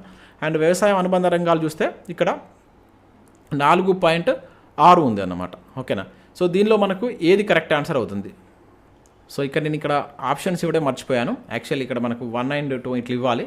1, 2, 3, 4 అని చేసి ఇది ఏ అండ్ బి. ఇక్కడ మీరు వీటిని కన్సిడర్ చేయండి. నేను ఇక్కడ ఆప్షన్స్ మర్చిపోయాను. అండ్ ఇది బి అండ్ సి అండ్ ఇది వచ్చేసి ఏబిసి అనుకోండి. ఇది వచ్చేసి ఏది కాదు అనుకోండి, ఏది కాదు. సో దీనిలో మనకు ఆన్సర్ ఏంటో తెలియాలి. ఇప్పుడు మనం కంపేర్ చేసుకోవచ్చు కదా. సో ఇక్కడ 14.6 ఇక్కడ 9.5 అన్నాడు. అంటే సేవా రంగం ఎక్కువగా ఉంది, ఏ అనేది ఎక్కువనే ఉంది కంపేర్ చేసినప్పుడు. ఓకేనా. ఇక నెక్స్ట్ ఇక్కడ 10.1 ఇక్కడ 7.9 ఉంది, అంటే ఇది ఎక్కువనే ఉంది. అండ్ ఇక్కడ కంపేర్ చేస్తే మనకు ఏది వ్యవసాయ రంగం యొక్క వాటా అనేటువంటిది తగ్గింది. ఓకేనా. ఇది మీరు జాగ్రత్తగా గుర్తుంచండి. అంటే వృద్ధి రేట్ అనేది తగ్గింది. అంటే ఏ అండ్ బి అనేది దీనికి సంబంధించి మనకు కరెక్ట్ ఆన్సర్ అవుతుంది. ఇక్కడ నేను ఆప్షన్స్ ఇవ్వడం మర్చిపోయాను, జాగ్రత్తగా గుర్తుంచుకోండి. కంపేర్ చేసినప్పుడు వృద్ధి రేటు పరంగా ఒకసారి మీకు మనకు సర్వేలో ఏమి ఇచ్చారనేది కూడా చూద్దాం. మీరు ఇక్కడ చూడవచ్చు. ఇది ఒక్కటే చూడండి మీరు, మిగతా ఇయర్స్ కాకుండా 23, 24 మాత్రమే మీరు అబ్జర్వ్ చేయండి. 23, 24 అబ్జర్వ్ చేసినప్పుడు ఇగో ఇక్కడ సేవారంగం వాటా అనేది పెరిగింది. ఇది 9.5 ఉంది, 14.6 ఉంది. ఇది 10.1 ఉంది, ఇది 7.9 ఉంది. అంటే ఇక్కడ హైట్ ఎక్కువనే ఉంది, ఇక్కడ ఎక్కువనే ఉంది. బట్ ఇక్కడ ఇది 4.6 ఉంటే ఇది 4% వృద్ధి చెందింది మనకి ఇది వ్యవసాయ రంగం. అంటే కంపేర్ చేసినప్పుడు ఇది ఒక్కటి మాత్రమే వృద్ధి రేట్లో మనకు తెలంగాణ తక్కువ ఉన్నట్లు మీరు గుర్తుంచుకోండి. ఇది మనకు డైరెక్ట్ ఇట్లా అడగవచ్చు, లేదంటే ఇట్లా ఇప్పుడు నేను ఇచ్చిన విధంగా క్వశ్చన్ వర్డ్స్లో కంపేర్ చేస్తూ కూడా ఇట్లా ఈ రకంగా కూడా మనకు క్వశ్చన్ అడగవచ్చు. ఇక్కడ ఈ రెండు అవుతాయండి, ఈ రెండు అత్యధికంగా ఉన్నాయి. ఇక్కడ మీకు ఆప్షన్స్ ఇవ్వడం మర్చిపోయాను కనుక సో దాని ఒకటి ఇక్కడ మీరు జాగ్రత్తగా చూసుకోండి. నెక్స్ట్ చూద్దాం. సో నెక్స్ట్ క్వశ్చన్ కనుక చూసినట్లయితే సేమ్ మనకు వృద్ధి రేట్లపైనే మనకి ఇట్లా కంపేర్ చేస్తూ ఇక్కడ ఒక క్వశ్చన్ ఇవ్వడం జరిగింది. ఇది కూడా చాలా ఇంపార్టెంట్ క్వశ్చన్. ప్రస్తుత ధరల ప్రకారం 2023-24లో వివిధ రంగాల వృద్ధి రేట్లకు సంబంధించి సరికానిది అంటున్నాడు. మీకు ఇంతకుముందు డేటా అయితే గుర్తున్నట్లయితే ఈజీగా ఆన్సర్ చేయవచ్చు. ఇక్కడ చూసినట్లయితే గత సంవత్సరంతో పోల్చినప్పుడు ఇక్కడ గత సంవత్సరం అంటే ఏమన్నట్టు 23-24 కంటే ముందు సంవత్సరం మనం తీసుకోవాలి. అంటే 22, 23 అవుతుంది అనమాట. గత అని చెప్పేసి ఇట్లా కూడా ఒక్కొక్కసారి మనం కన్ఫ్యూజ్ చేస్తాడు. ఇయర్ ఇవ్వకుండా గత సంవత్సరంతో పోల్చినప్పుడు తెలంగాణలో సేవారంగం వృద్ధి రేటు తక్కువగా నమోదైంది అంటున్నాడు. అంటే ఇప్పుడు మనకు 22, 23 సమాచారం తెలిస్తేనే ఆ వృద్ధి రేటు తెలిస్తేనే మనం ఆన్సర్ చేయగలుగుతాం. సో ప్రజెంట్ అయితే మనకు ఇంతకుముందు చూసాం 14.6 ఉంది. అంతకుముందుతో మనం కంపేర్ చేసినప్పుడు అంతకుముందు తెలంగాణలో మనకి 22, 23లో ఎట్లా ఉంటుంది అంటే 19.6 ఉండేది. అంటే సేవారంగం తక్కువ రేటు వృద్ధిని సాధించింది. ఓకేనా, ఇది కరెక్టే. ఇక భారతదేశంతో పోల్చినప్పుడు పారిశ్రామిక రంగం వృద్ధి రేటు తెలంగాణలో ఎక్కువ నమోదైంది. ఆల్రెడీ మనం ఇంతకుముందు చూసాం కదా. సో భారతదేశంతో పోల్చినప్పుడు భారతదేశంలో సేవారంగం అనేది 7.9 వృద్ధి రేటు నమోదు చేస్తే మన దగ్గర 10.1 నమోదు చేసింది కనుక ఇది కరెక్టే అవుతుంది. మీకు అది గుర్తుంటే ఈజీగా చేస్తారు. ఇంకా గత సంవత్సరంతో పోల్చినప్పుడు తెలంగాణలో వ్యవసాయ వృద్ధి రేటు ఎక్కువగా నమోదైంది అని చెప్పేసి అంటున్నాడు. ఓకేనా, గత సంవత్సరంతో పోల్చినప్పుడు ఇది తక్కువగా నమోదైందండి. గత సంవత్సరం ఇప్పుడు ఈ సంవత్సరంలో మనకు 4% మాత్రమే అయింది. ఓకేనా, అంతకుముందు సంవత్సరం మనం వ్యవసాయ రంగం కనుక చూస్తే 9.7 ఉండేది. ఇది చాలా తేడా వచ్చింది కనుక ఇది అడగవచ్చు బిట్టు, జాగ్రత్తగా గుర్తుంచుకోండి. మనకు 9.7% వృద్ధి రేటు మనకు అంతకుముందు ఇయర్ ఉంటే ఇప్పుడు 4% మాత్రమే వృద్ధి రేటు ఉంది ఏది వ్యవసాయానికి సంబంధించి. సో ఇది మనకు తప్పుగా ఇచ్చాడు. ఇక గత సంవత్సరంతో పోల్చినప్పుడు తెలంగాణలో అన్ని రంగాల వృద్ధి రేట్లు తగ్గాయి అంటున్నాడు. ఎస్, ఇది కూడా మనకు కరెక్ట్. ఇది మోస్ట్ ఇంపార్టెంట్. ఇది మీకు కన్క్లూజన్ అనమాట. గత సంవత్సరంతో పోల్చినప్పుడు అన్ని వృద్ధి రేట్లు తెలంగాణలో తగ్గాయి. ఇక్కడనే మీకు ఇక్కడ ఇవ్వడం జరిగింది. వీటిని మీకు చూస్తే ఈజీగా అర్థమవుతుంది. ఇగో ఇది తగ్గిందని చెప్పాను. ఓకేనా, ఇంకొకటి సేవారంగం కూడా ఎట్లా ఉన్నదంటే లాస్ట్ ఇయర్ మనకు 10.6 ఉండేది, ఇప్పుడు ఇది 10.1కి పడిపోయింది. అండ్ అదేవిధంగా ఇంతకుముందు చెప్పినట్టుగా ఇది పారిశ్రామిక రంగం. సో ఇది సేవారంగం వచ్చేసి 19.9 ఉండేది. సేవారంగం 19.9 ఉండేది, ఇప్పుడు 14.6కు పడిపోయింది. అండ్ నెక్స్ట్ ఇది వ్యవసాయ రంగం సంబంధించి ఇక్కడ మీకు చూసినట్లయితే అంతకుముందు 9.7 ఉండేది, ఇప్పుడు 4% మాత్రం వృద్ధి రేటు సాధించింది. అంటే గత సంవత్సరంతో కంపేర్ చేసినప్పుడు అన్ని రంగాల యొక్క వృద్ధి రేట్లు పడిపోయాయి. ఇది మోస్ట్ ఇంపార్టెంట్ పాయింట్. ఇది ఒక్కటి గుర్తుంటే మీరు ఎట్లా కంపేర్ చేసినా కూడా ఆన్సర్ చేయగలుగుతారు అనమాట. ఆప్షన్ సి అనేది దీనికి సంబంధించి మనకు కరెక్ట్ ఆన్సర్ అవుతుంది. ఒక్కసారి మీకు ఇక్కడ చూపిస్తాను. లాస్ట్ ఇయర్తో ఈ రెండు ఇప్పుడు మనం లాస్ట్ ఇయర్తో కంపేర్ చేస్తున్నాం కనుక ఈ బాక్స్ని మీరు చూడండి. ఈ బాక్స్లో మనం దేన్ని చూసుకోవాలి? ఓన్లీ తెలంగాణకు సంబంధించి ఇది తెలంగాణకు కంపేర్ చేసుకోవాలి. అంటే గీ బార్ గ్రాఫ్ని గీ బార్ గ్రాఫ్ తోటి కంపేర్ చేయాలి. కంపేర్ చేసినప్పుడు ఇగో ఇక్కడ 19.8 ఉంటే ఇక్కడ 14.6 తగ్గింది, ఇక్కడ 10.6 ఉంటే ఇక్కడ 10.1 తగ్గింది వృద్ధి రేటు, ఇక్కడ 9.7 ఉంటే ఇక్కడ 4.0 అయింది. అంటే మొత్తం మీద వృద్ధి రేట్ అనేది లాస్ట్ ఇయర్తో కంపేర్ చేస్తే తగ్గడం జరిగింది. ఒక్కొక్కసారి ఇట్లా ఈ మూడింటిని కంపేర్ చేస్తూ కూడా తగ్గుతూ వచ్చిందా పెరుగుతూ వచ్చిందా అంటే ఇక్కడ 24.2 ఉంటే 19.8 అంటే గత 3 సంవత్సరాల నుంచి వృద్ధి రేట్లు తగ్గుతూ వస్తున్నాయి. ఇట్లా కూడా ఒక క్వశ్చన్ ఇవ్వచ్చు. ఇక 14.6 ఉంటే 10.6, అదేవిధంగా 10.1 పారిశ్రామిక వృద్ధి రేటు కూడా తగ్గుతూ వస్తుందని చెప్పేసి ఒక స్టేట్మెంట్ ఇవ్వచ్చు. కాకపోతే ఇక్కడ మనకు వ్యవసాయ రంగంలో కొంచెం ఫ్లక్చువేషన్స్ వస్తున్నాయి. ఇక్కడ చూసినట్లయితే 6 ఉంది, ఇక్కడ 9.7 ఉంది, ఇక్కడ 4 అంటే పెరుగుతూ తగ్గుతూ వస్తుంది, ఒడిదొడుకులకు గురి అవుతుందని చెప్పేసి ఇట్లా ఒక స్టేట్మెంట్ అడగవచ్చు అనమాట. సో వాటిని కూడా మీరు కంపేర్ చేసుకోవాలి. నేను ఇక్కడ కంపారిజన్ క్వశ్చన్స్ ప్రతి దానికి ఇస్తే చాలా లెంతీ అవుతుంది, అందుకని కొన్ని క్వశ్చన్స్ ఇస్తున్నాను. మిగతా క్వశ్చన్స్ కూడా మీరు ఒకసారి వాటి ద్వారా ఇట్లా ఇస్తే ఎట్లా ఉంటుంది అనేది కూడా మీరు ఒకసారి చెక్ చేసుకోండి. సో నెక్స్ట్ క్వశ్చన్ ఇక్కడ చూసినట్టయితే శ్రామిక శక్తి భాగస్వామ్య రేటు, దీన్నే LFPR labour force participation rate అని చెప్పేసి పిలుస్తాం. సో దీనిలో ఈ క్రింది ఏ వయస్సు గల శ్రామిక జనాభా శాతాన్ని కొలుస్తుంది అని చెప్పేసి అంటున్నాడు. మనకి ఏదైతే ఈ LFPR అనేటువంటి దాంట్లో మనకు ఏ వయసు ఉన్నటువంటి శ్రామిక జనాభాను తీసుకుంటామని చెప్పేసి అంటున్నాడు. ఇది చాలా ఇంపార్టెంట్. మనకు ఎకనామిక్ సర్వేలో వీటికి సంబంధించి క్లియర్గా మెన్షన్ చేశారు. ముఖ్యంగా LFPRకి సంబంధించి కావచ్చు, అదేవిధంగా ఇంకొకటి మనకు WFPR అని చెప్పేసి ఉంటుంది. ఇది వర్క్ పార్టిసిపేషన్ రేట్కి సంబంధించి ఉంటుంది, ఇది లేబర్ ఫోర్స్ పార్టిసిపేషన్ రేట్కి సంబంధించి ఉంటుంది. దాంతోపాటు UR మనకి ఏదైతే అన్ఎంప్లాయ్మెంట్ రేట్కి సంబంధించి కూడా ఇవ్వడం జరిగింది. సో ఈ మూడింటికి సంబంధించి మనకు ఆల్రెడీ ఎకానమీలో థర్డ్ పార్ట్లో ఒక చాప్టర్ కూడా ఉంది, పేదరికం నిరుద్యోగం సంబంధించిన చాప్టర్ ఉంది. కనుక ఇక్కడ నుంచి మనకు 3 నుంచి 4 క్వశ్చన్స్ రావడానికి ఎక్కువ అవకాశం ఉంటుంది. కొంత మనకి ఇది కన్ఫ్యూజన్ ఉంటుంది. ఇక్కడ నేను తీసుకున్నటువంటి 8 to 20 క్వశ్చన్స్ వరకు చాలా కన్ఫ్యూజ్ అయ్యేటువంటి ఛాన్స్ ఉంటుంది. మీరు జాగ్రత్తగా గుర్తుంచుకోండి. ఎందుకంటే ఈ మూడింటికి సంబంధించి మనకు తెలంగాణలో వీటికి సంబంధించి ఏ విధంగా ఉంది, తెలంగాణలో మేల్ ఫీమేల్ పరంగా ఏ విధంగా ఉంది, అదేవిధంగా తెలంగాణలో గ్రామీణ పట్టణ పరంగా ఏ విధంగా ఉంది. అంటే ఒక్కొక్క దానికి మనకు 3 రకాలుగా మనకు డివైడ్ చేసిన అనమాట. ఒకటి వచ్చేసి ఓవరాల్గా ఉంటుంది, ఒకటి వచ్చేసి మనకు మేల్ అండ్ ఫీమేల్ పరంగా ఉంటుంది, మరొకటి వచ్చేసి మనకు ఇది పట్టణ అదేవిధంగా గ్రామీణ ప్రాంతంగా ఉంటుంది. అట్లా దీనికి సంబంధించి మనకు 3 రకాలుగా డివైడ్ చేస్తారు. అండ్ ఇది కూడా ఏది అన్ఎంప్లాయ్మెంట్ రేట్ అయితే చాలా చాలా ఇంపార్టెంట్. ఈ మూడింటికి సంబంధించి ఒక్కొక్క దాని మీద నేను 3 క్వశ్చన్స్ తీసుకున్నాను. జాగ్రత్తగా వీటిని మీరు గుర్తుంచుకోండి. మనకు క్లియర్గా మెన్షన్ చేశారు ఏది ఎకనామిక్ సర్వేలో వీటికి సంబంధించినటువంటి ట్రెండ్స్ ఇవ్వడం జరిగింది. జాగ్రత్తగా గుర్తుంచుకోండి. సో ఇక్కడ మనకు జనరల్గా శ్రామిక జనాభా వయసు అనేటువంటి ఎట్లా ఉంటుంది, 15 నుంచి 50 లేకుంటే 18 నుంచి 59, 15 నుంచి 64, 15 నుంచి 59. ఓకేనా. సో దీనికి సంబంధించి మన ఆన్సర్ చూసినట్టయితే 15 నుంచి 59 మధ్య ఉన్నటువంటి వయసుకు సంబంధించినటువంటి వ్యక్తులు మనం జనరల్గా శ్రామిక వర్గం అంటాం. దాన్నే శ్రామిక శక్తి భాగస్వామ్య రేట్ అని చెప్పేసి అంటాం. ఓకే, ఇక్కడ మనకు కొంచెం వర్డ్స్ని జాగ్రత్తగా గుర్తుంచుకోండి. శ్రామిక వర్గం ఒకసారి మీకు దీనికి సంబంధించినటువంటి కంటెంట్ ఎక్స్ప్లెయిన్ చేస్తాను. మీకు ప్రీవియస్లో మీరు గ్రూప్ 2 పేపర్ చూసినట్లయితే అక్కడ మనకి ఏమి ఇచ్చాడంటే కంటెంట్కి సంబంధించిన డెఫినేషన్ తోటి ప్రజెంట్ సర్వేలో ఉన్నటువంటి ఇన్ఫర్మేషన్ యాడ్ చేస్తూ క్వశ్చన్స్ ఇచ్చాడు. సో ఈ రకంగా మనకు క్వశ్చన్స్ రావడానికి ఛాన్స్ ఉంటుంది. శ్రామిక వర్గం అని చెప్పేసి ఉంటుంది అండ్ శ్రామిక జనాభా అని చెప్పేసి ఉంటుంది. ఓకేనా. శ్రామిక వర్గం అంటే ఏంటంటే ఈ ఏజ్లో ఉన్నటువంటి వాళ్ళంతా మనకు శ్రామిక వర్గం కిందికి వస్తారన్నమాట. ఏది ఈ 15 నుంచి 59 మధ్య ఉన్నటువంటి వాళ్ళు. ఇక శ్రామిక జనాభా అంటే ఏంటంటే సో ఈ శ్రామిక వర్గంలో ఎంతమంది పని చేస్తున్నారు అనేది మనకు శ్రామిక జనాభా కిందికి వస్తుంది అన్నమాట. ఈ రెండింటి మధ్య డిఫరెన్స్ కనుక చూస్తే మనకు నిరుద్యోగం సంబంధించినటువంటి జనాభా వస్తుంది. ఓకేనా. సో ఇది గుర్తుంచుకోండి. ఇట్లా మనకు సర్వేలో క్లియర్గా మెన్షన్ చేశారు. ఒకసారి మీకు వాటిని చూస్తాను. ఇక్కడ 15 నుంచి 59 మధ్య ఉన్నటువంటి వాళ్ళని మనం ఏమంటాం, శ్రామిక శక్తి భాగస్వామ్య రేటుకు సంబంధించినటువంటి ఏజ్ కింద మనం చూస్తాం. దీన్నే మనం డెమోగ్రఫీలో చూస్తే అక్కడ డెమోగ్రఫిక్ డివిడెండ్కి సంబంధించి అని చెప్పి చూస్తాం. ఓకేనా. అయితే ఇక్కడ మనకు ILO ప్రకారం చూస్తే ఇది ఉంటుంది, 15 నుంచి 64 తీసుకుంటారు ILO. ఓకేనా. ILOకి సంబంధించి ఇది తీసుకుంటాం. కాకపోతే మన ఇండియాలో మాత్రం 15 నుంచి 59 మధ్య ఉన్నటువంటి వయసు గల వ్యక్తులు మనం శ్రామిక వర్గం కింద తీసుకుంటాం. మీరు ఒకసారి దీనికి సంబంధించి ఇక్కడ సర్వేలో కనుక చూసినట్లయితే క్లియర్గా మనకు దానికి సంబంధించి మెన్షన్ చేయడం జరిగింది. ఒకసారి మీకు ఇక్కడ చూస్తాను. ఇక్కడ వాటికి సంబంధించిన ఇన్ఫర్మేషన్ కూడా ఇక్కడ మీరు చూడవచ్చు. ఇది ఆల్రెడీ మనం వీటికి సంబంధించిన క్వశ్చన్స్ లాస్ట్ వీడియోలో చూసాం. ఇప్పుడు మనం చూడబోతుంది ఏంటంటే దీనికి సంబంధించింది labour force participation rate in Telangana and all India by rural and urban అని చెప్పేసి ఇట్లా మనం కంపేర్ చేస్తే ఇక్కడ ఇవ్వడం జరిగిందనమాట. సో వీటికి సంబంధించి ఒకసారి మనం చూద్దాం.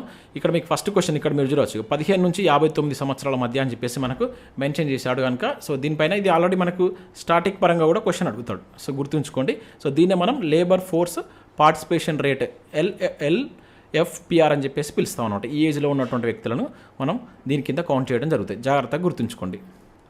సో ఇక్కడ ఫస్ట్ క్వశ్చన్ వీటికి సంబంధించి మనం ఫస్ట్ క్వశ్చన్ చూస్తే అంటే 9th క్వశ్చన్ వీటికి సంబంధించి ఫస్ట్ క్వశ్చన్ అనుకోవచ్చు. సో తెలంగాణ ఆర్థిక ముఖ చిత్రం 2024 ప్రకారం 22-23లో శ్రామిక శక్తి భాగస్వామ్య రేటు దాన్ని మనం ఏమంటాం ఎల్ఎఫ్పిఆర్కి సంబంధించి క్రింది వాటిలో సరి అనేవని చెప్పేసి అంటున్నాడు. అయితే మనకు డేటా ఇప్పుడు ప్రజెంట్ చూస్తే ఈ 2022-23 డేటానే అందుబాటులో ఉంది. అది మీరు ఇక్కడ గుర్తుంచుకోండి. ఇది కూడా మనకు ఏదైతే ఈ పీరియాడిక్ లేబర్ ఫోర్స్ సర్వే ఉంటుంది కదా దాని ప్రకారం మనకు సర్వేలో తీసుకున్నారు. మనకి యాక్చువల్గా ఇంతకుముందు దాకా మనం 23-24 చూస్తాం కదా, కాకపోతే ఈ డేటా మనకు అందుబాటులో లేదు. సర్వేలో మెన్షన్ చేసిన డేటా 22-23 ఇది గుర్తుంచుకోండి. ఓకేనా, ఇది దేని నుంచి ఆధారంగా తీసుకున్నారంటే పీరియాడిక్ లేబర్ ఫోర్స్ సర్వే ఉంది కదా, సో అది దాని ఆధారంగా వీళ్ళు 2022-23 తీసుకొని మనకు సర్వేలో మెన్షన్ చేస్తారు. అయితే ఇక్కడ మనం దేనికి సంబంధించి చూస్తున్నాం ఎల్ఎఫ్పిఆర్. జాగ్రత్తగా గుర్తుంచుకోండి, ప్రతి క్వశ్చన్ ఒకేలా అనిపిస్తుంది, కాకపోతే ఇక్కడ లాస్ట్లో కొంచెం వర్డ్స్ డిఫరెంట్ ఉంటాయి, వాటిని మీరు కొంచెం అబ్జర్వ్ చేయండి. తెలంగాణలో శ్రామిక శక్తి భాగస్వామ్య రేట్ వచ్చేసి 66.5% అంటున్నాడు. అదే భారతదేశంలో 61.6 అంటున్నాడు. ఇవి మనకు వాల్యూస్ తెలవాలండి, లేకుంటే కంపేర్ చేస్తూ తెలంగాణలో కంటే భారతదేశంలో ఎక్కువ ఉంది, లేకుంటే భారతదేశ సగటు కంటే తెలంగాణలో తక్కువ ఉంది, ఈ రకంగా క్వశ్చన్ అడుగుతాడు. సో ఇది మనకు కరెక్టే. తెలంగాణలో 66.5 ఉంది. ఓకేనా, అదే మనకి ఇండియాలో కనుక చూస్తే 61.6 ఉంది. ఇక్కడ మీకు డైరెక్ట్ ఇచ్చాను, ఈ వాల్యూస్ గుర్తుంచుకోండి, చాలా చాలా ఇంపార్టెంట్. ఒకవేళ కంపేర్ చేసి అడిగినప్పుడు ఏది ఎక్కువ ఉంది, తెలంగాణలో ఎక్కువ ఉంది. ఏది ఎల్ఎఫ్పిఆర్ అనేటువంటిది భారతదేశం యొక్క సగటుతో పోల్చినప్పుడు తెలంగాణలో ఎక్కువగా ఉందని చెప్పేసి మీరు గుర్తుంచుకోండి. ఇట్లా కూడా ఒక స్టేట్మెంట్ బేస్డ్ క్వశ్చన్ మనం అడగవచ్చు కనుక ఈ వాల్యూస్ గుర్తుంచుకోండి. దీనికి సంబంధించి మనకు ఒకసారి ఇక్కడ ట్రెండ్స్ కూడా ఇచ్చాడు, అది ఒకసారి చూద్దాం. ఇక్కడ మీరు అబ్జర్వ్ చేయవచ్చు. ఇంకో ఇది ఇక్కడ విషయం అయితే ఎల్ఎఫ్పిఆర్ యొక్క పర్సంటేజ్ ఇది తెలంగాణకు సంబంధించి, ఇది ఆల్ ఇండియా. ఇక్కడ మీరు చూసినట్టు ఇక పీరియాడిక్ లేబర్ ఫోర్స్ సర్వే 2022-23 తీసుకున్నాడు ఇక్కడ. ఓకేనా, మీకు అందుకని 22-23 అని చెప్పేసి అక్కడ నేను చెప్పడం జరిగింది. ఇక్కడ మనం చూసినట్లయితే ఇంకో ఈ గ్రీన్ కలర్ది అండ్ ఇది ఆరెంజ్ కలర్ది వచ్చేసి తెలంగాణ, ఇది వచ్చేసి మనకి ఇండియాకి సంబంధించి. ఓకేనా, సో ఇండియాలో ఇప్పుడు చూద్దాం. ఇక్కడ చూడండి, ఇక ఓవరాల్గా చూద్దాం. ఇక్కడ మళ్ళీ అర్బన్ ఉంటుంది, రూరల్ ఉంటుంది, వీటి మీద కూడా క్వశ్చన్ ఇచ్చాను. ఇక్కడ మీరు ఓవరాల్గా ఇక్కడ మనకు అడిగింది అంటే ఓవరాల్గా అడిగాను మీకు అక్కడ 66.5, 61.6 అంటే ఏది ఎక్కువ ఉంది, మనకు 66.5 ఎక్కువ ఉంది కనుక తెలంగాణలో మనకు ఈ ఎల్ఎఫ్పిఆర్ అనేటువంటిది ఎక్కువ ఉంది. అంటే 15 నుంచి 59 మధ్య ఏజ్ ఉన్నటువంటి వ్యక్తులు మన దగ్గర ఎక్కువగా ఉన్నారని అర్థం చేసుకుంటుంది. ఇది మనకు ఆల్రెడీ నిరుద్యోగం అనేటువంటి టాపిక్లో కూడా మీకు అక్కడ క్లియర్గా దీనికి సంబంధించి ఇన్ఫర్మేషన్ కూడా ఉంటుంది. చాలా చాలా ఇంపార్టెంట్ అండి. ప్రీవియస్లో ఇక్కడ నుంచి క్వశ్చన్ చాలా పడ్డాయి, మీరు కొంచెం జాగ్రత్తగా నిదానంగా వీటిని అర్థం చేసుకొని చదివేటువంటి ప్రయత్నం చేయండి, గుర్తుంచుకోండి. ఇక నెక్స్ట్ చూద్దాం. తెలంగాణ ఆర్థిక ముఖ చిత్రం 2024 ప్రకారం 22-23లో సేమ్ అలా అదే విధంగా ఇక్కడ చూడవచ్చు. కాకపోతే ఇక్కడ ఎల్ఎఫ్పిఆర్కి సంబంధించి సరైన వాటిని గుర్తించండి. క్వశ్చన్ అదే, కాకపోతే ఇక్కడ అడిగిన విధానం వేరే ఉంది. ఇక్కడ చూసినట్లయితే మహిళల శ్రామిక శక్తి భాగస్వామ్య రేటు భారతదేశం కంటే తెలంగాణలో ఎక్కువ ఉందని చెప్పేసి అంటున్నాడు. ఓకేనా, మహిళా భాగస్వామ్య రేటు మనం చూసుకుంటే ఇది ఈ ఎల్ఎఫ్పిఆర్కి సంబంధించి తెలంగాణలో ఎక్కువ ఉంది అంటున్నాడు కంపేర్ టు భారతదేశంతో చూసినప్పుడు. పురుషుల శ్రామిక శక్తి భాగస్వామ్య రేటు భారతదేశం కంటే తెలంగాణలో తక్కువ ఉంది అంటున్నాడు. అంటే పురుషులకు తక్కువ ఉంది, మహిళలది ఎక్కువ ఉందని చెప్పేసి అంటున్నాడు. ఓవరాల్గా సింగిల్గా మనం చెప్పాలనుకుంటే ఇది మనకు కరెక్టే అవుతుందండి. ఓకే, మనం మేల్ అండ్ ఫీమేల్కి సంబంధించి కనుక చూసినట్లయితే మొదటగా ఫీమేల్ చూద్దాం. ఫీమేల్ తెలంగాణలో 50.4% ఉంది వీళ్ళ యొక్క రేషియో కనుక చూసుకుంటే, పార్టిసిపేషన్ రేట్. అదే ఇదే మనకు ఇండియాలో చూసుకుంటే 39.8 మాత్రమే ఉందన్నమాట. సో చాలా డిఫరెన్స్ ఉంది, దగ్గర 10% ఇక్కడ డిఫరెన్స్ ఉంది. ఓకేనా, అదే ఇదేంటిది ఫీమేల్కి సంబంధించి. మేల్కి సంబంధించి మనం రెండింటిని కంపేర్ చేసినప్పుడు ఇక్కడ 81.8 ఉంది ఏది మన దగ్గర ఇండియాలో. అండ్ అక్కడ మనం ఇండియాలో ఇది తెలంగాణలో. ఇండియాలో చూసినట్లయితే 83.2 ఉందన్నమాట. ఓకేనా, సో ఇక్కడ ఈ రెండింటిని కంపేర్ చేస్తే ఏది ఎక్కువ ఉంది, సో ఇండియాది ఇక్కడ ఎక్కువగా ఉంది. ఇది ఇండియాది, ఇది తెలంగాణది అనమాట. సో ఇక్కడ మేల్స్ పరంగా ఇండియాది ఎక్కువ ఉంటే ఫీమేల్స్ పరంగా తెలంగాణది ఎక్కువ ఉంది. కాకపోతే ఇక్కడ ఏమి ఇచ్చిండు, పురుషుల శ్రామిక ఇదే ఇచ్చాడు కదా సేమ్. సో రెండు కరెక్టే. సో అంటే 192 అనేటువంటిది ఇక్కడ మనకు ఆల్ అనేది కరెక్ట్ ఆన్సర్ అవుతుంది. ఒకసారి మీకు దీన్ని చూస్తాను. సో గుర్తుంచుకోండి, ఎల్ఎఫ్పిఆర్ మనం ఎట్లా కంపేర్ చేసినా ఇక్కడ జెండర్ వైజ్గా కంపేర్ చేస్తున్నాం. ఇంతకుముందు ఫస్ట్ క్వశ్చన్లో దీనికంటే ముందు క్వశ్చన్లో ఓవరాల్గా కంపేర్ చేసినాం. ఇక్కడ జెండర్ వైజ్గా కంపేర్ చేసినప్పుడు ఇది ఇంపార్టెంట్ అండి. మనం జెండర్ వైజ్గా ఒకసారి దీనికి సంబంధించి ఇక్కడ గ్రాఫ్ ఇచ్చాడు. ఇక్కడ మీరు చూడండి, labour force participation rate in Telangana and India by gender అని చెప్పేసి ఇక్కడ మనకు క్లియర్గా మెన్షన్ చేసిండు. సో జెండర్ వైజ్గా చూసినప్పుడు ఇది ఫీమేల్కి సంబంధించి, ఇది మేల్కి సంబంధించి. సో ఇక్కడ ఇది ఇండియాకి సంబంధించినటువంటి మనకు ఆరెంజ్ ఎప్పటికి కానీ తెలంగాణ అని గుర్తుంచుకోండి. సో ఇక్కడ ఫీమేల్ వచ్చేసి ఎక్కువ ఉంది కదా తెలంగాణలో, 50.4 ఉంటే ఇది 39.8 ఉంది. సో ఇక్కడ ఒక సింగిల్ పాయింట్ మీరు రాసుకోవచ్చు. ఇక నెక్స్ట్ 81.8 ఉంది ఇక్కడ తెలంగాణలో మేల్ పార్టిసిపేషన్ రేట్ కనుక చూస్తే. ఇక్కడ అక్కడ సేమ్ మేల్ది ఇండియాలో చూస్తే 83.2 ఉంది. అంటే మనకంటే దాదాపు ఒక 1 పాయింట్ సంథింగ్ ఎక్కువ ఉందన్నమాట. అంటే ఓవరాల్గా చూస్తే మేల్ పార్టిసిపేషన్ రేట్ అనేటువంటిది ఇండియాలో ఎక్కువ ఉంది. ఓకేనా, తెలంగాణలో ఏది ఫీమేల్ పార్టిసిపేషన్ రేట్ తెలంగాణలో ఎక్కువ ఉంది. ఓకే, అదే 2 పాయింట్స్ మీకు అక్కడ ఇచ్చాను. ఇది మీరు ఇట్లా గుర్తుంచుకోండి. ఇక్కడ ఈ నెంబర్స్ గుర్తుంచుకోకండి. దీనికి సంబంధించి ఈ ట్రెండ్ ఏంటిది, ఏది ఎక్కువ ఉంది ఏది తక్కువ ఉంది అదే మీకు ఇక్కడ ఇచ్చాను. మహిళలది తెలంగాణలో ఎక్కువ ఉంది అండ్ పురుషులది దేనిలో ఎక్కడ ఎక్కువ ఉంది, భారతదేశంలో అంటే తక్కువ, భారతదేశంలో ఎక్కువ తెలంగాణలో తక్కువ ఉందన్నమాట. సో ఇది 192 దీనికి సంబంధించి కరెక్ట్ ఆన్సర్. సో ఇట్లా గుర్తుంచుకోండి. ఇప్పుడు ఓవరాల్ చూసాం, తర్వాత మనం జెండర్ వైజ్గా చూస్తాం. ఇప్పుడు నెక్స్ట్ క్వశ్చన్ ఎట్లా ఉంటుందంటే ఇది గ్రామాలలో ఎట్లా ఉంది, అదేవిధంగా పట్టణాల్లో ఎట్లా ఉంది. సో ప్రతి దానికి సంబంధించి ఇట్లా మన క్వశ్చన్స్ అడుగుతాడు. సో సేమ్ అదే క్వశ్చన్ ఇక్కడ మీరు చూసినట్టు LFPRకి సంబంధించి సరైనది. నేను మూడింటికి సంబంధించి క్వశ్చన్ ఒకటే రకంగా ఇచ్చాను, కాకపోతే పాయింట్స్ డిఫరెంట్గా ఉన్నాయి. వాటిని మీరు అబ్జర్వ్ చేయండి. ఇక్కడ తెలంగాణలో గ్రామాలు మరియు పట్టణాలలో మహిళా శ్రామిక శక్తి భాగస్వామ్య రేటు భారతదేశంతో పోల్చినప్పుడు ఎక్కువగా ఉంది. ఎస్, ఇది కరెక్టే. మీరు ఒకటి ఇక్కడ బండ గుర్తుంచుకోవాల్సింది ఏంటంటే మీరు ఎట్లా కంపేర్ చేసినా LFPRకి సంబంధించి మీరు జెండర్ వైజ్ కంపేర్ చేసినా అండ్ గ్రామం అండ్ పట్టణాల విధంగా కంపేర్ చేసినా ఓవరాల్గా కంపేర్ చేసినా మన దగ్గర మహిళా భాగస్వామ్య రేట్ అనేది ఎక్కువ ఉంది. మహిళ అని కనబడ్డది అంటే అది ఎక్కువ అని చెప్పేసి గుర్తుంచుకోండి తెలంగాణకి అంతే. సో మీకు సర్వేలో ఏ దాంతో కంపేర్ చేసినా కూడా అక్కడ మహిళలది మనకి ఎక్కువ ఉంది. అదే మేల్కి సంబంధించి చూసినప్పుడు కొంచెం తక్కువగా ఉందన్నమాట, కొంచెం అటు ఇటుగా ఉంది. ఒక దాంట్లో పెరగడం ఒక దాంట్లో తగ్గడం ఉంది కనుక ఇది ఒకటి మీరు ఒక బండ గుర్తు లెక్క గుర్తుపెట్టుకోండి. మహిళలకు సంబంధించినటువంటి శ్రామిక శక్తి భాగస్వామ్య రేట్ అది జెండర్ పరంగా చూసినా ఓవరాల్గా చూసినా గ్రామాల అండ్ పట్టణాల పరంగా చూసినా ఎక్కువగానే ఉంది. Okay right. సెకండ్ చూసినట్లయితే తెలంగాణలో గ్రామాలు మరియు పట్టణాల్లో పురుషుల శ్రామిక భాగస్వామ్య రేటు భారతదేశంతో పోల్చినప్పుడు గ్రామాలలో ఎక్కువగాను పట్టణాలలో తక్కువగాను ఉందని చెప్పేసి అంటున్నాడు పురుషులకు సంబంధించి. సో ఇది మనకు తప్పు ఉంది. సో ఇక్కడ ఏమంటున్నాడు, గ్రామాలలో ఎక్కువ ఉందంటున్నాడు, పట్టణాలలో తక్కువ ఉందంటున్నాడు. ఓకేనా, ఏది ఎక్కువ ఉందంటున్నాడు, భారతదేశంతో పోల్చినప్పుడు తెలంగాణకు సంబంధించి. సో రెండు తక్కువనే ఉన్నాయండి, ఎక్కువ ఎక్కడ ఉండే తెలంగాణది. ఓకేనా, ఇది గుర్తుంచుకోండి. తెలంగాణను మనం భారతదేశంతో పోల్చినప్పుడు పురుషుల పరంగా గ్రామాలలో పార్టిసిపేషన్ రేటు పురుషులది తక్కువనే ఉంది, పట్టణాలది కూడా తక్కువనే ఉందన్నమాట. ఓవరాల్గా మొత్తం మీద తక్కువ ఉందని చెప్పేసి గుర్తుంచుకోండి.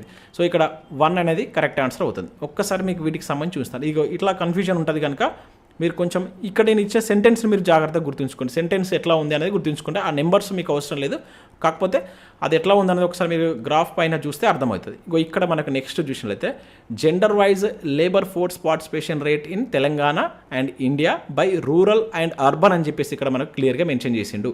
సో ఇక్కడ నుంచి బిట్టు మనకు ప్రీవియస్లో ఒకసారి పడ్డదండి, గుర్తుంచుకోండి. సో ఇక్కడ మనం LFPR పర్సంటేజ్ చూస్తున్నాం. ఇది రూరల్కి సంబంధించి, ఇది అర్బన్కి సంబంధించి. ఓకేనా, ఇది ఫీమేల్కి సంబంధించి, ఇది మేల్కి సంబంధించి. Female and male. ఇప్పుడు మనం ఫస్ట్ది ఏమన్నా ఫీమేల్ అన్నిట్లలో మనదే ముందుంది తెలంగాణ అని చెప్పేసి అన్నాడు. మీరు ఇక్కడ ఫీమేల్ కంపేర్ చేసుకోండి. ఫీమేల్ ఇక్కడ మనం ఏది రూరల్కి సంబంధించి చూసినట్టయితే ఇక్కడ హైయెస్ట్ ఉంది, 62 ఉంది. సో ఇక్కడ కూడా చూసినా కూడా ఇక్కడ 28 ఉంది, ఇక్కడ 30 ఉంది. సో ఫీమేల్ ఎక్కడ చూసినా మనకి ఫస్టే ఉంది. ఓకేనా, ఇక్కడ మీరు చూడండి, ఇక్కడ కూడా ఫీమేల్ ఫస్ట్ ఉంది. ఈ 3 రైట్ మార్క్ చూడండి. ఇది ఫీమేల్ అని ఎక్కడ కనబడకుండా మీరు అది హైయెస్ట్ అని గుర్తుంచుకోండి. ఓకే, ఫీమేల్కి సంబంధించి చెప్పేసి. ఇక నెక్స్ట్ మేల్కి సంబంధించి చూద్దాం. రూరల్లో మేల్కి సంబంధించి చూస్తే ఇండియా హైయెస్ట్ ఉంది. ఓకేనా, సో అదే ఇక్కడ అర్బన్లో చూసినట్లయితే ఇక్కడ మీరు కంపేర్ చేసుకోండి. సో అర్బన్లో ఇది హైయెస్ట్గానే ఉంది. అండ్ ఇక్కడ అర్బన్లో మనం మేల్కి సంబంధించి చూసినట్లయితే ఇండియానే హైయెస్ట్ ఉంది. Just small change, 79.2 80.8. ఇక్కడ కూడా 83.4 84.2. జస్ట్ చిన్న పాయింట్స్ తేడాతోటి మన భారతదేశమే మన తెలంగాణతో కంపేర్ చేసినప్పుడు ఏది మేల్ యొక్క ఈ పార్టిసిపేషన్ రేట్ అనేది ఎక్కువ ఉంది. అంటే ఇది మీకు కన్క్లూజన్ పాయింట్ అనమాట. ఎట్లా ఇచ్చినా కూడా ఇది తక్కువ అది ఎక్కువ అని చెప్పేసి గుర్తుంచుకోండి అంతే. ఇట్లా మనకు బిట్ అడిగితే అడగవచ్చు. ఓకే, అదే మీకు అక్కడ నేను 2 పాయింట్స్ రూపంలో ఇవ్వడం జరిగింది. ఇది కొంచెం కన్ఫ్యూజన్గా ఉంటుంది, కాకపోతే నేను నిదానంగానే చెప్తున్నాను, అర్థం చేసుకున్నాను. అందుకని ఇది కరెక్ట్. సో ఇక్కడ ఒకటి ఎక్కువ ఒకటి తక్కువ అని చెప్పేసింది, కానీ పట్టణాల్లో కూడా తక్కువనే ఉంది, గ్రామాలలో కూడా మనకు తెలంగాణలో మనకు మేల్ పార్టిసిపేషన్ రేట్ అనేది తక్కువ ఉంది కనుక ఆప్షన్ బి ఇది ఒకటి మాత్రమే సరి అయింది. ఓకే, మీకు అర్థమైంది అనుకుంటున్నాను. కాకపోతే ఒకసారి సర్వే ముందర పెట్టుకొని 1-2 సార్లు మీరు చూసేటట్టు ప్రయత్నం చేయండి. సో ఇప్పటిదాకా మనం LFPR గురించి చూసాం. ఇప్పుడు మనం WFPR గురించి చూద్దాం. దీన్నే మనకు WPR అని చెప్పేస్తారు. మనకు సర్వేలో మాత్రం WPR అని చెప్పేస్తున్నారు. WPR అంటే మనకేంటిది వర్క్ పార్టిసిపేషన్ రేట్ అని చెప్పేసి అనవచ్చు. ఒకవేళ WFPR అంటే వర్క్ ఫోర్స్ పార్టిసిపేషన్ రేట్ అని చెప్పేసి అంటాం. పెద్ద తేడా ఏం లేదు, రెండు ఒకటే మీనింగ్ వస్తుంది. సో దీనికి సంబంధించి కార్మిక జనాభా నిష్పత్తి అనగా ఏంటి అని చెప్పేసి అంటున్నాడు. ఓకేనా, గుర్తుంచుకోండి. మీకు ఇంతకుముందు చెప్పాను, వర్గం ఉంటుంది. ఓకే, కార్మిక వర్గం జనాభా పరంగా వస్తాయి. అదేవిధంగా జనాభా వర్గం అంటే మొత్తం ఇది 15 నుంచి 59 ఉన్నటువంటి వయసు కల్లా మొత్తం మంది తీసుకుంటారు. దీనిలో ఎంతమంది పనిచేస్తున్నారు అనేటువంటిది శ్రామిక జనాభా అవుతుంది. ఈ రెండింటి మధ్య డిఫరెన్సే మనకు నిరుద్యోగ రేట్ అవుతుంది, నిరుద్యోగంకి సంబంధించిన వ్యక్తుల సంఖ్య అవుతుందని చెప్పాను. ఇది మూడింటికి ఉన్నటువంటి రిలేషన్. ఇక్కడ ఏమంటున్నాడు మనకు ఇదేది కార్మిక జనాభా నిష్పత్తి ఎట్లా మనం తీసుకుంటాం అంటున్నాడు. ప్రతి 1000 మందికి ఎంతమంది శ్రామిక వర్గం 15 నుంచి 59 వయసు ఉన్నారో తెలుపుతుందా? ఇది ఈ నిష్పత్తి అనేది ఏం తెలుపుతుందో అంటున్నాడు. నిష్పత్తి అంటే తెలుసు కదా, భయే కదా జనరల్ ఇట్లా చూస్తాం ఏదన్నా ఒకటి. ఇక్కడ నెక్స్ట్ ప్రతి 1000 మంది జనాభాలో ఎంతమంది పనిలో పాల్గొంటున్నారని తెలుపుతుందా, లేదంటే ప్రతి 1000 మందిలో జనాభా నిరుద్యోగ రేటు తెలుపుతుందా, లేదా ప్రతి 100 మందిలో జనాభాలో పాల్గొంటున్న శ్రామికుల గురించి తెలుపుతుంది. అసలు 100 మందిని తీసుకోం, 1000 మందిని తీసుకుంటాం నిరుద్యోగ రేటు అంటే. అది మనకు బేసిక్ పాయింట్, అది తెలిస్తే దీన్ని మనం డిలీట్ చేసుకోవచ్చు. సో ఇక్కడ మనం చూసేది నిరుద్యోగ రేటు కాదు, మనం చూసేది ఏంటిది కార్మిక జనాభా నిష్పత్తి కనుక దీన్ని కూడా మనం డిలీట్ చేసుకోవచ్చు. సో ఇట్లా మనకు కొన్ని కీ పాయింట్స్తో ఆన్సర్ ఈజీగా చేయవచ్చు. సో ఈ ఏ అండ్ బి మనం అబ్జర్వ్ చేసినట్లయితే ఇక్కడ ప్రతి 1000 మందికి ఎంతమంది శ్రామిక వర్గం ఉన్నారా, లేదా ఇక్కడ ప్రతి 1000 మందికి ఎంతమంది శ్రామిక జనాభా అంటున్నాడు. సో మనం శ్రామిక జనాభాని తీసుకోవద్దు, వర్గం తీసుకోవాలి. ఎప్పుడు కానీ వర్గం నుంచెల్లే మనకు ఇది వస్తుంది, కార్మిక జనాభా నిష్పత్తి అనేటువంటిది రావడం జరుగుతుంది. ఇక్కడ మనకు అడిగింది డబ్ల్యూపీఆర్ కదా, ఎంతమంది పనిలో పాల్గొంటున్నారు. సో ఇది మనకు కరెక్ట్ ఆన్సర్ అవుతుంది. ఇది ఏంటిది మనకు జనరల్గా ఇది వర్గం అవుతుంది. ఇది ఇంతకుముందు చెప్పినటువంటి దానికి ఇది శ్రామిక వర్గంకు సంబంధించిన డెఫినేషన్. ఇది ఆల్రెడీ మనం క్వశ్చన్ రూపంలో చూస్తాం. ఇప్పుడు ఈ శ్రామిక వర్గంలో ఎంతమంది వర్క్లో పాల్గొంటున్నారు అనేదే మనకు శ్రామిక జనాభా నిష్పత్తి, లేకుంటే శ్రామిక జనాభా అని చెప్పేసి అంటాం, లేదంటే కార్మిక జనాభా అంటాం, లేదంటే డబ్ల్యూపీఆర్ వర్క్ పార్టిసిపేషన్ రేట్, లేదంటే వర్క్ ఫోర్స్ పార్టిసిపేషన్ రేట్ అని చెప్పేసి పిలుస్తాం. సో ఇది ఆప్షన్ బి. ఇది మనకు కంటెంట్ పరంగా మనం గుర్తుంచుకోవాల్సి ఉంటుంది. సో 1000 తోటి చేస్తాం, గుర్తుంచుకోండి, ఇది ఇంపార్టెంట్. మనకు డైరెక్ట్గా ఎల్ఎఫ్పిఆర్కి సంబంధించి కావచ్చు, ఈ డబ్ల్యూఎఫ్పిఆర్కి సంబంధించి కూడా ఫార్ములా ఏంటంటే వర్క్ ఫోర్స్. ఓకేనా, ఈ work force by total population. A population? So ఈ పాపులేషన్ 15 నుంచి 59 ఉన్న పాపులేషన్ ఇంటూ మనం దీన్ని 1000 తోటి చేస్తే మనకు ఈ రేట్ వస్తుంది అనమాట. ఇది దీని యొక్క ఫార్ములా. మీరు ఆల్రెడీ ఎకానమీ పరంగా దీన్ని చూసే ఉంటారు. సో ఇది కూడా మనకు మెన్షన్ చేశాడు సర్వేలో కనుక ఇది గుర్తుంచుకోండి. కంటెంట్ ఇది బి అవుతుంది. నెక్స్ట్ ఇక్కడ క్వశ్చన్ నెంబర్ 13 కనుక చూసినట్లయితే తెలంగాణ ఆర్థిక ముఖ చిత్రం 2024 ప్రకారం 22-23లో కార్మికుల జనాభా నిష్పత్తి, దీన్నే మనం డబ్ల్యూపీఆర్ అని చెప్పేసి అంటున్నాం. దీనికి సంబంధించి క్రింది వాటిలో సరి అనేవని చెప్పేసి అంటున్నాడు. సో వీటికి సంబంధించి కూడా మనం మళ్ళీ మూడు చూస్తాం. ఒకటి వచ్చేసి జెండర్ పరంగా చూస్తాం, ఇంకొకటి పట్టణాలు గ్రామాల పరంగా ఓవరాల్గా చూస్తాం అనమాట. ఇక్కడ చూసినట్లయితే తెలంగాణలో పట్టణాలలో డబ్ల్యూపీఆర్ జాతీయ సగటు కంటే కొంచెం తక్కువగా ఉందని చెప్పేసి అంటున్నాడు. ఎస్, ఇది మనకు కరెక్టే. సో మనకి ఏదైతే ఈ వర్క్ పార్టిసిపేషన్ రేట్, ఎవరైతే మనకు పనిలో పాల్గొంటున్నారో వాళ్ళ యొక్క రేట్ను మనం డబ్ల్యూపీఆర్ అని చెప్పేసి అంటాం. ఇది జాతీయ సగటు అంటే ఇక్కడ ఇట్లా మనకు భారతదేశం అంటాడు, జాతీయ సగటు ఇట్లా రకరకాల వర్డ్స్ని యూజ్ చేస్తాడు. అందుకని నేను ఒక్కొక్క క్వశ్చన్లో ఒక్కొక్క టర్మినాలజీ యూజ్ చేస్తాను, మనకు ఎగ్జామ్లో ఎట్లా ఇవ్వచ్చు అని చెప్పేసి. సో జాతీయ సగటు కంటే కొంచెం తక్కువ ఉందన్నమాట మనకి ఎక్కడ, అది పట్టణాల్లో చూసుకున్నప్పుడు. సో పట్టణాల్లో మనకి ఎట్లా అంటే అక్కడ 51.1 వచ్చేసి మన తెలంగాణ ఉంటే పట్టణాల్లో అక్కడ 52 ఉందన్నమాట. ఇది భారతదేశంలో 52 ఉంటే మన దగ్గర 51 ఉంది, అంటే దాదాపు 0.9% తక్కువ ఉందన్నమాట. కొంచెం తక్కువ ఉందని చెప్పేసి మెన్షన్ చేసిండు. ఈ వర్డ్ యాజ్ ఇట్ ఈస్గా మనకు సర్వేలో మెన్షన్ చేసిండు అనమాట. ఇది కరెక్టే. ఇక తెలంగాణలో డబ్ల్యూపీఆర్ భారతదేశం కంటే తక్కువ ఉందని చెప్పేసి అంటున్నాడు. ఇది మనకు తప్పు. అక్కడ ఓవరాల్గా డబ్ల్యూపీఆర్ చూసినప్పుడు ఇది ఓన్లీ పట్టణాలతో కంపేర్ చేసిండు. ఇక్కడ ఓవరాల్గా కంపేర్ చేసినప్పుడు తెలంగాణలో ఎక్కువనే ఉంది. ఓవరాల్గా 63.4 ఉంటే మన దగ్గర జాతీయంగా మనం చూసినప్పుడు ఇండియాలో 59.5 ఉందన్నమాట. ఓకే, ఇది మనకు తప్పు స్టేట్మెంట్ అవుతుంది. ఒకసారి మీకు చూపిస్తాను అది కూడా. సో తెలంగాణలో గ్రామాలలో డబ్ల్యూపీఆర్ జాతీయ సగటు కంటే ఎక్కువ ఉంది. సో ఇది కూడా మనకు కరెక్టే. సో మనకు గ్రామాల్లో కనుక చూసినప్పుడు మన దగ్గర 71.0 పార్టిసిపేషన్ రేట్ ఉంటే మనకు మొత్తం ఇండియాలో చూస్తే 62.5 ఉందన్నమాట. సో ఇక్కడ మీకు ఏమర్థమవుతుంది?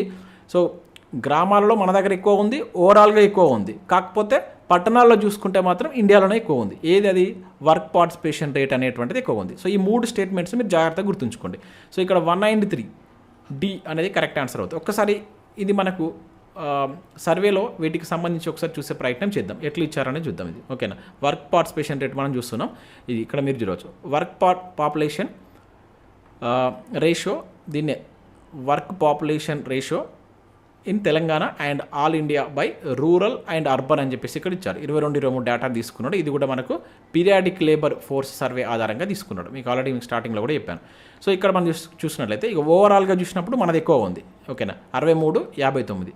ఇక అర్బన్లో చూసినప్పుడు మనకి తక్కువ ఉంది, ఇక్కడ 51, 52. అదే మనకు రూరల్లో చూసినప్పుడు మనకు ఎక్కువ ఉంది. ఇదే మీకు అక్కడ ఇవ్వడం జరిగింది. సింపుల్గా మీరు గుర్తుంచుకోండి 3 సెంట్. ఇది ఎంత ఈ నెంబర్స్ గుర్తుంచుకోకండి, ట్రెండ్ గుర్తుంచుకోండి, పెరిగిందా తగ్గిందా కంపేర్ చేసినప్పుడు అంతే. మనకు అదే రకంగా క్వశ్చన్ పడుతుంది. జాగ్రత్తగా మీరు గుర్తుంచుకునే ప్రయత్నం చేయండి. ఇక్కడ 2 తప్పు కనుక 193 డి అనేది దీనికి సంబంధించి మనకు కరెక్ట్ ఆన్సర్ అవుతుంది. నెక్స్ట్ మరొక క్వశ్చన్ చూద్దాం దీనికి సంబంధించి. సో ఇక్కడ సేమ్ మళ్ళీ క్వశ్చన్ అదే, కాకపోతే ఇక్కడ ఆప్షన్స్ డిఫరెన్స్ ఉన్నాయి. తెలంగాణలో ఆర్థిక ముఖ చిత్రం ప్రకారం 2022-23కు సంబంధించి కార్మిక జనాభా నిష్పత్తి డబ్ల్యూపీఆర్ వర్క్ పాపులేషన్ రేట్ అనేటువంటిది ఎట్లా ఉంది దానికి సంబంధించి అడుగుతున్నాడు ఇక్కడ. సో తెలంగాణలో డబ్ల్యూపీఆర్ జాతీయ సగటుతో పోల్చినప్పుడు మహిళలది, ఇది మనకి జెండర్కి సంబంధించి అన్నమాట. ఇంతకుముందు మనం ఏది చూసాం, గ్రామీణ పట్టణం చూసాం, ఓవరాల్గా చూసాం. ఇది జెండర్కి సంబంధించి. ఇక్కడ ఏమంటున్నారు, తెలంగాణలో డబ్ల్యూపీఆర్ జాతీయ సగటుతో పోల్చినప్పుడు మహిళలది ఎక్కువగాను పురుషులది తక్కువగా ఉందని చెప్పేసి అంటున్నాడు. ఓకేనా, జెండర్ పరంగా చూసినప్పుడు మహిళలది ఎక్కువగాను అండ్ పురుషులది తక్కువ ఉందని చెప్పేసి అంటాడు. ఎస్, ఇది మన కరెక్టే. మహిళలది ఎప్పుడు కానీ ఎక్కువగానే ఉంటుంది, అది గుర్తుంచుకొని మీకు ఇంతకు ముందు చెప్పాను. మహిళలది అనేది మన దగ్గర చూసుకుంటే 48.4 ఉంటే అండ్ ఇండియాలో ఇది 38 ఉందన్నమాట. అదే పురుషులకు సంబంధించి చూసినప్పుడు మన దగ్గర 77 ఉంటే అక్కడ 80 ఉందన్నమాట ఇండియాలో. సో ఇది మనకు కరెక్ట్ అవుతుంది. ఇది ఒక స్టేట్మెంట్ కింద గుర్తుంచుకోండి. అయితే తెలంగాణలో గ్రామీణ మరియు పట్టణాల్లో మహిళా డబ్ల్యూపీఆర్ను భారతదేశంతో పోల్చినప్పుడు ఎక్కువ ఉందని చెప్పేసి అంటున్నాడు. తెలంగాణ గ్రామీణ అండ్ పట్టణాల్లో మీరు కనుక అబ్జర్వ్ చేస్తే, ఓకే, తెలంగాణలో గ్రామీణ పట్టణాల్లో అబ్జర్వ్ చేస్తే మహిళలకు సంబంధించి భారతదేశంతో పోల్చినప్పుడు ఎక్కువగా ఉందని చెప్పేసి ఇక్కడ ఒక స్టేట్మెంట్ ఇచ్చాడు. ఎస్, ఇది కరెక్టే. మీకు ఇంతకుముందు చెప్పాను, మహిళలది ఎక్కడ కనబడ్డా కూడా మనకి ఇది ఎక్కువనే ఉంటుంది. ఒకసారి మీకు చూపిస్తాను. ఇక తెలంగాణలో గ్రామీణ మరియు పట్టణాలతో పురుషుల డబ్ల్యూపీఆర్ను భారతదేశం పోల్చినప్పుడు తక్కువగా ఉందని చెప్పేసి అంటున్నాడు. పురుషులకు సంబంధించి మనం చూసినప్పుడు సో ఇది ఎట్లా అంటున్నాడు, భారతదేశంతో కంపేర్ చేసినప్పుడు తక్కువ ఉందని చెప్పేసి అంటున్నాడు. సో ఇది కూడా కరెక్టే. సో ఇప్పుడు కానీ మహిళలది ఎక్కువగా పురుషులది తక్కువగా ఉండడం జరుగుతుంది. మీకు ఆల్రెడీ ప్రీవియస్లో కూడా చెప్పాను. ఏది మనం ఇంతకుముందు చూసినప్పుడు ఇది ఎల్ఎఫ్పిఆర్కి సంబంధించి చూసినప్పుడు కూడా అట్లే ఉంది ట్రెండ్, ఇక్కడ కూడా అదే ట్రెండ్ ఉంది కనుక జాగ్రత్తగా గుర్తుంచుకోండి. ఈ 3 మనకు కరెక్టే అవుతాయి. ఓకే, సో ఇది మీకు అక్కడ ఉన్నటువంటి ట్రెండ్ మొత్తం ఇట్లా నేను వర్డ్స్లో క్రియేట్ చేసి క్వశ్చన్ రూపంలో ఇచ్చాను కనుక వీటిని గుర్తుంచుకుంటే మీరు ఆన్సర్ చేయగలుగుతారు ఈజీగా. ఒక్కసారి దానికి సంబంధించి ఇక్కడ మనం చూద్దాం ఎట్లా. ఇప్పుడు నేను చెప్పినటువంటి పాయింట్స్ ఇక్కడ మనకు మ్యాచ్ అవుతున్నాయా లేదా కూడా ఒకసారి చెక్ చేసుకున్నాం. ఇక్కడ చూసినట్లయితే work population rate Telangana all India by gender ఇచ్చింది. ఇక్కడ చూసినట్టే by rural and urban. So మీకు ఏమన్నాడు ఇక్కడ, మేల్ అండ్ ఫీమేల్ పరంగా చూసినప్పుడు ఇక ఫీమేల్ది ఎక్కువ ఉంది మనకు ఇది వర్క్ పాపులేషన్ రేటు మనది తెలంగాణ ఎక్కువ ఉంది. కాకపోతే ఇక్కడ చూస్తే తెలంగాణ తక్కువ ఉంది. ఇది 77 ఉంటే ఇది 80 ఉంది. ఇదే ఇచ్చాను కదా. సో మేల్ వచ్చేసి తక్కువ ఉంది, ఫీమేల్ది ఎక్కువ ఉంది. రైట్. అదే ఇక్కడ మనం అర్బన్ రూరల్ పరంగా చూసినప్పుడు దానిలో మళ్ళీ మేల్ అండ్ ఫీమేల్ పరంగా చూసినప్పుడు ఫస్ట్ మనం ఫీమేల్ చూద్దాం. సో ఫీమేల్ కంపేర్ చేయండి. ఇక్కడ అర్బన్ కంపేర్ చేసినప్పుడు సో ఇక్కడ తెలంగాణ హైయెస్ట్ ఉంది 27-26. సో ఇక్కడ కంపేర్ చేస్తే 61-43 ఉంది. సో ఇక్కడ కూడా ఫీమేల్ తెలంగాణలో హైయెస్ట్ ఉంది. రైట్, ఇది పక్కకు పెట్టేసేయండి. ఇంకా నెక్స్ట్ మనం మేల్ది చూద్దాం. మేల్ కంపేర్ చేద్దాం. మేల్ కంపేర్ చేసినప్పుడు సో ఇక్కడ 76-73 అంటే ఇండియాది ఎక్కువ ఉంది. ఇక్కడ 81-80 అంటే ఇండియాది హైయెస్ట్గా ఉంది. అంటే మేల్ పరంగా ఇండియానే ఫస్ట్ ప్లేస్లో ఉంది, ఫీమేల్ పరంగా మనది ఫస్ట్ ప్లేస్లో ఉంది. ఓకేనా, ఇది ఎల్ఎఫ్పిఆర్కి సంబంధించి కావచ్చు అండ్ డబ్ల్యూపీఆర్కి సంబంధించి కూడా సేమ్ ట్రెండ్ ఉంది. ఓకేనా, ఒకటే వర్డ్ కింద మీరు ఒకటే సెంటెన్స్ కింద గుర్తుంచుకోండి. ఓకే, సో ఈజీగా మనకు క్వశ్చన్ ఎట్లా వచ్చినా కూడా అక్కడ మీరు ఆన్సర్ చేయడానికి ఛాన్స్ ఉంటుంది. సో నేను ఇంత టైం తీసుకొని ఎందుకు ఎక్స్ప్లెయిన్ చేస్తున్నా అంటే మీకు ఇక్కడనే అర్థమైపోతుంది, మళ్ళీ మీరు చదవాల్సిన అవసరం లేదు. ఇప్పుడు మనం 2 కంప్లీట్ చేసినా మూడోది ఏంటంటే నిరుద్యోగ రేటు కూడా ఇచ్చాడు మనకి. ఇది మోస్ట్ ఇంపార్టెంట్, అంటే ఎక్కువగా బిట్స్ రావడానికి అవకాశం ఉన్నటువంటి ఏరియా ఇది. ఎందుకంటే డైరెక్ట్ ఈ టాపిక్ మనకు ఒక యూనిట్ కింద ఉంది ఎకానమీలో. ఇక్కడ మనం చూసినట్లయితే నిరుద్యోగ రేట్ అంటే ఏంటంటే డైరెక్ట్ క్వశ్చన్ అడిగింది ఇక్కడ. ఇది మనకు ఇది ఫండమెంటల్గా సబ్జెక్ట్ పరంగా తెలవాలి. నిరుద్యోగుల సంఖ్య బై శ్రామిక వర్గం ఇంటూ 1000 లేదా నిరుద్యోగుల సంఖ్య శ్రామిక జనాభా. ఇక్కడ దీనికి తేడంటే ఇక శ్రామిక వర్గం శ్రామిక జనాభా ఈ రెండింటి గుర్తుంచుకోండి. అండ్ ఇక్కడ మళ్ళీ దీని రివర్స్ ఇచ్చింది, శ్రామిక వర్గం బై నిరుద్యోగుల సంఖ్యన లేకుంటే శ్రామిక జనాభా బై నిరుద్యోగుల సంఖ్యన. సో ఇట్లా చూసే వరకు మనం చదువుతాం, కాకపోతే ఇట్లా మార్చి ఇచ్చే వరకు మనం కన్ఫ్యూజ్ అయ్యి ఆన్సర్ తప్పేసే ఛాన్స్ ఎక్కువ ఉంటుంది. సో జనరల్గా నిరుద్యోగుల సంఖ్య అంటే ఏం చెప్పాను, సంఖ్య అంటే డైరెక్ట్గా మనకి ఏం చేస్తాం, ఈ శ్రామిక వర్గం మైనస్ శ్రామిక జనాభా తీసేస్తే నిరుద్యోగుల సంఖ్య అవుతుంది సంఖ్య. కాకపోతే ఇక్కడ రేటు అంటున్నాడు కనుక మనం ఇంటూ 100 ఆర్ ఇంటూ 1000 తోటి చేయవలసి ఉంటుంది. అది మీరు ఇక్కడ గుర్తుంచుకోవాలి. మరి ఇక్కడ ఓవరాల్ జనాభా ఏదైతే మనకు వర్గం ఎక్కువ ఉంటుంది కదా, వర్గం నుంచే మనకు నిరుద్యోగ ఇక్కడ చూడండి, దీని నుంచి దీన్ని తీసేస్తే ఇది వస్తుంది కనుక వర్గం అనేటువంటి మనకు డినామినేటర్లో ఉండాలి. గుర్తుంచుకోండి, శ్రామిక వర్గం అనేది డినామినేటర్లో ఉంటుంది.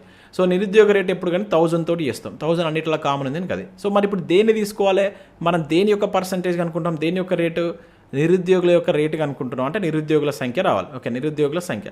సో ఇది చూసుకో, నిరుద్యోగుల సంఖ్య బై శ్రామిక వర్గం ఇంటూ 1000. ఏది ఉంది? నిరుద్యోగుల సంఖ్య శ్రామిక వర్గం ఇంటూ 1000 అంటే ఆప్షన్ ఏ అవుతుంది. సో ఇది కరెక్ట్ ఆన్సర్. ఓకే, సో ఇది మన ప్రీవియస్లో direct bit, last time group 2లో ఇది డైరెక్ట్ బిట్ అండి. ఒకసారి మీరు చూసేటువంటి ప్రయత్నం చేయండి. సో వీటిని మీరు జాగ్రత్తగా గుర్తుంచుకోండి, మళ్ళీ మనకు అడగడానికి కూడా ఛాన్స్ ఉంటుంది, ఇంపార్టెంట్.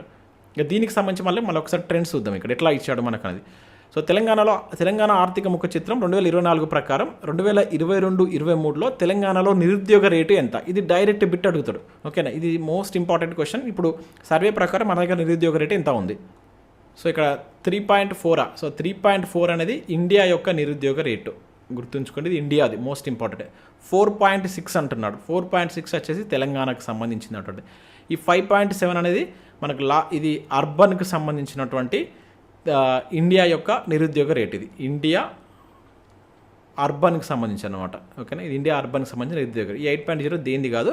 సో మనకు ఆన్సర్ ఏంటిది ఇక్కడ అడుగుతుంది? తెలంగాణకు సంబంధించినటువంటి నిరుద్యోగ రేటు కనుక 4.6. ఇది డైరెక్ట్గా గుర్తుంచుకోండి, చాలా చాలా ఇంపార్టెంట్ అంటే అడుగుతాడు 4.6. అండ్ ఇండియాకి సంబంధించి కూడా 3.4. కంపారిజన్ మీద మళ్ళీ క్వశ్చన్ అడుగుతాడు, ఏది ఎక్కువ ఉంది ఏది తక్కువ ఉందని. అదే చూద్దాం మనం ఒకసారి. ఓకే, ఆ రెండింటిని మీరు గుర్తుంచుకోండి. ఓకే, నెక్స్ట్ చూసినట్టయితే ఇక్కడ తెలంగాణ ఆర్థిక ముఖ చిత్రం 2024 ప్రకారం 22-23లో ఇది కూడా 22-23 డేటానే ఉంది. ఓకే, నిరుద్యోగ రేటుకు సంబంధించి క్రింది వాటిలో సరైనే అంటున్నాడు.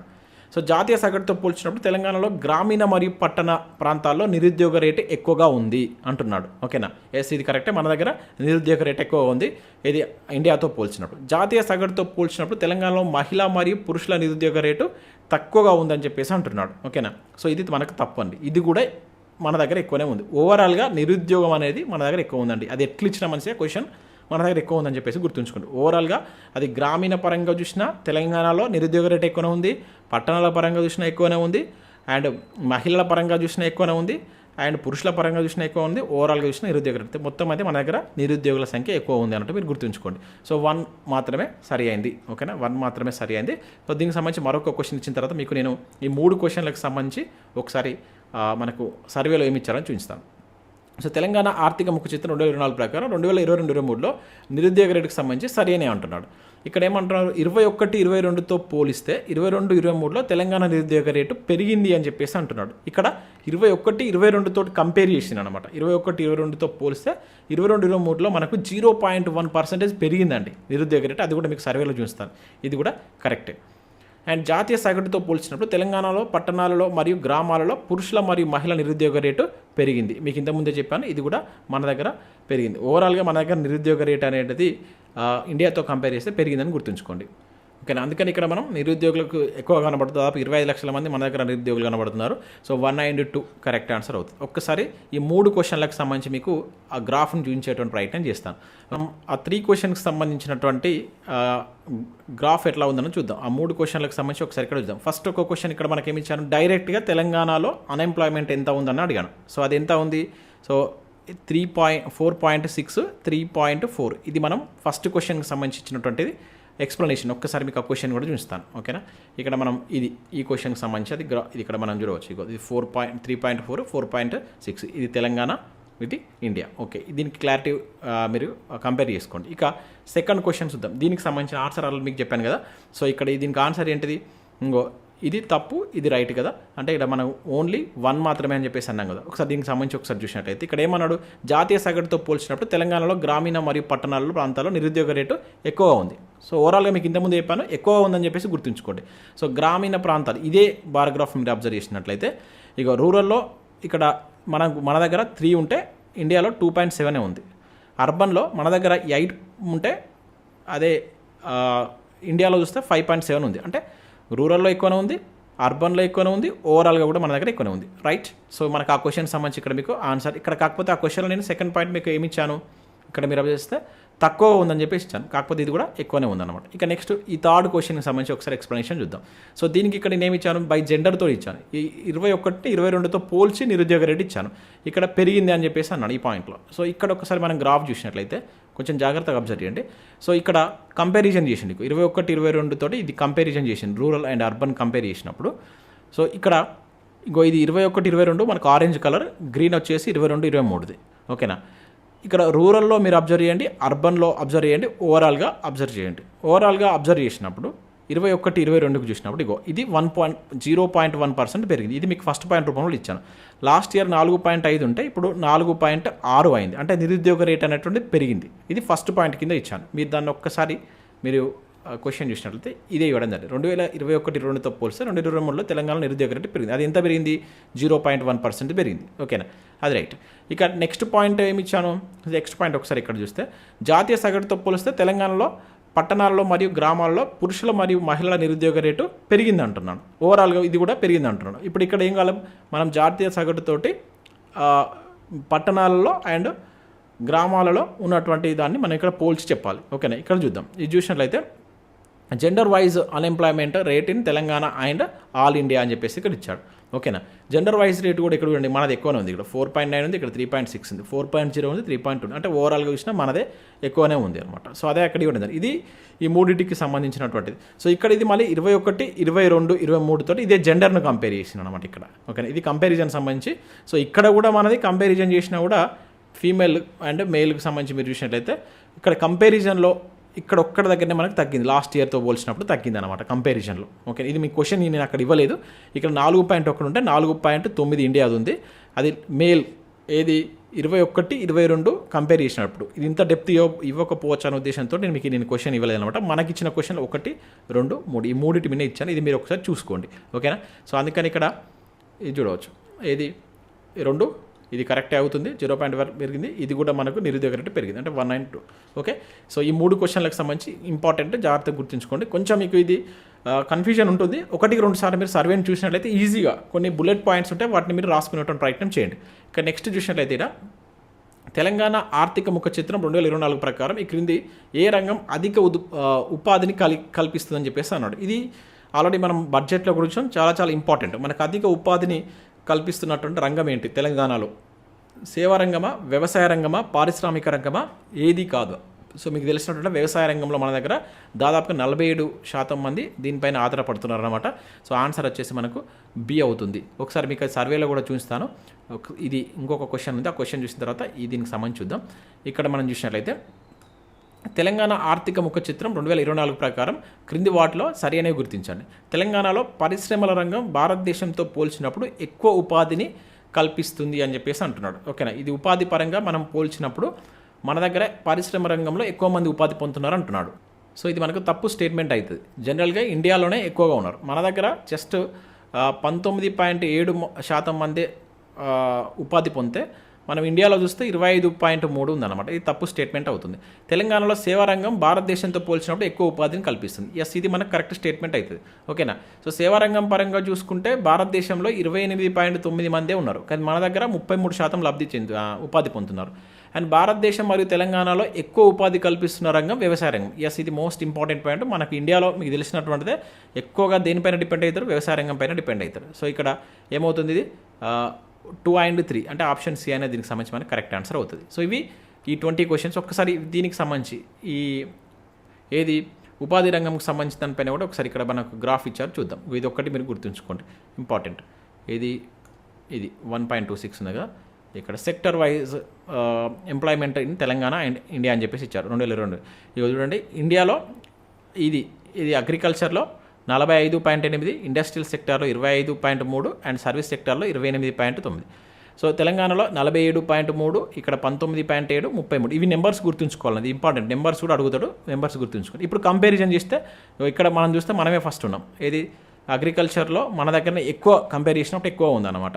ఓకేనా, ఓవరాల్గా చూసినప్పుడు మొత్తం పరంగా కూడా అగ్రికల్చర్ సెక్టర్ మీద ఎక్కువ డిపెండ్ అవుతున్నారు.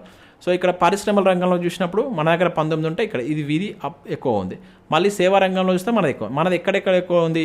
వ్యవసాయ రంగంలో మనమే ఎక్కువ ఉన్నాం.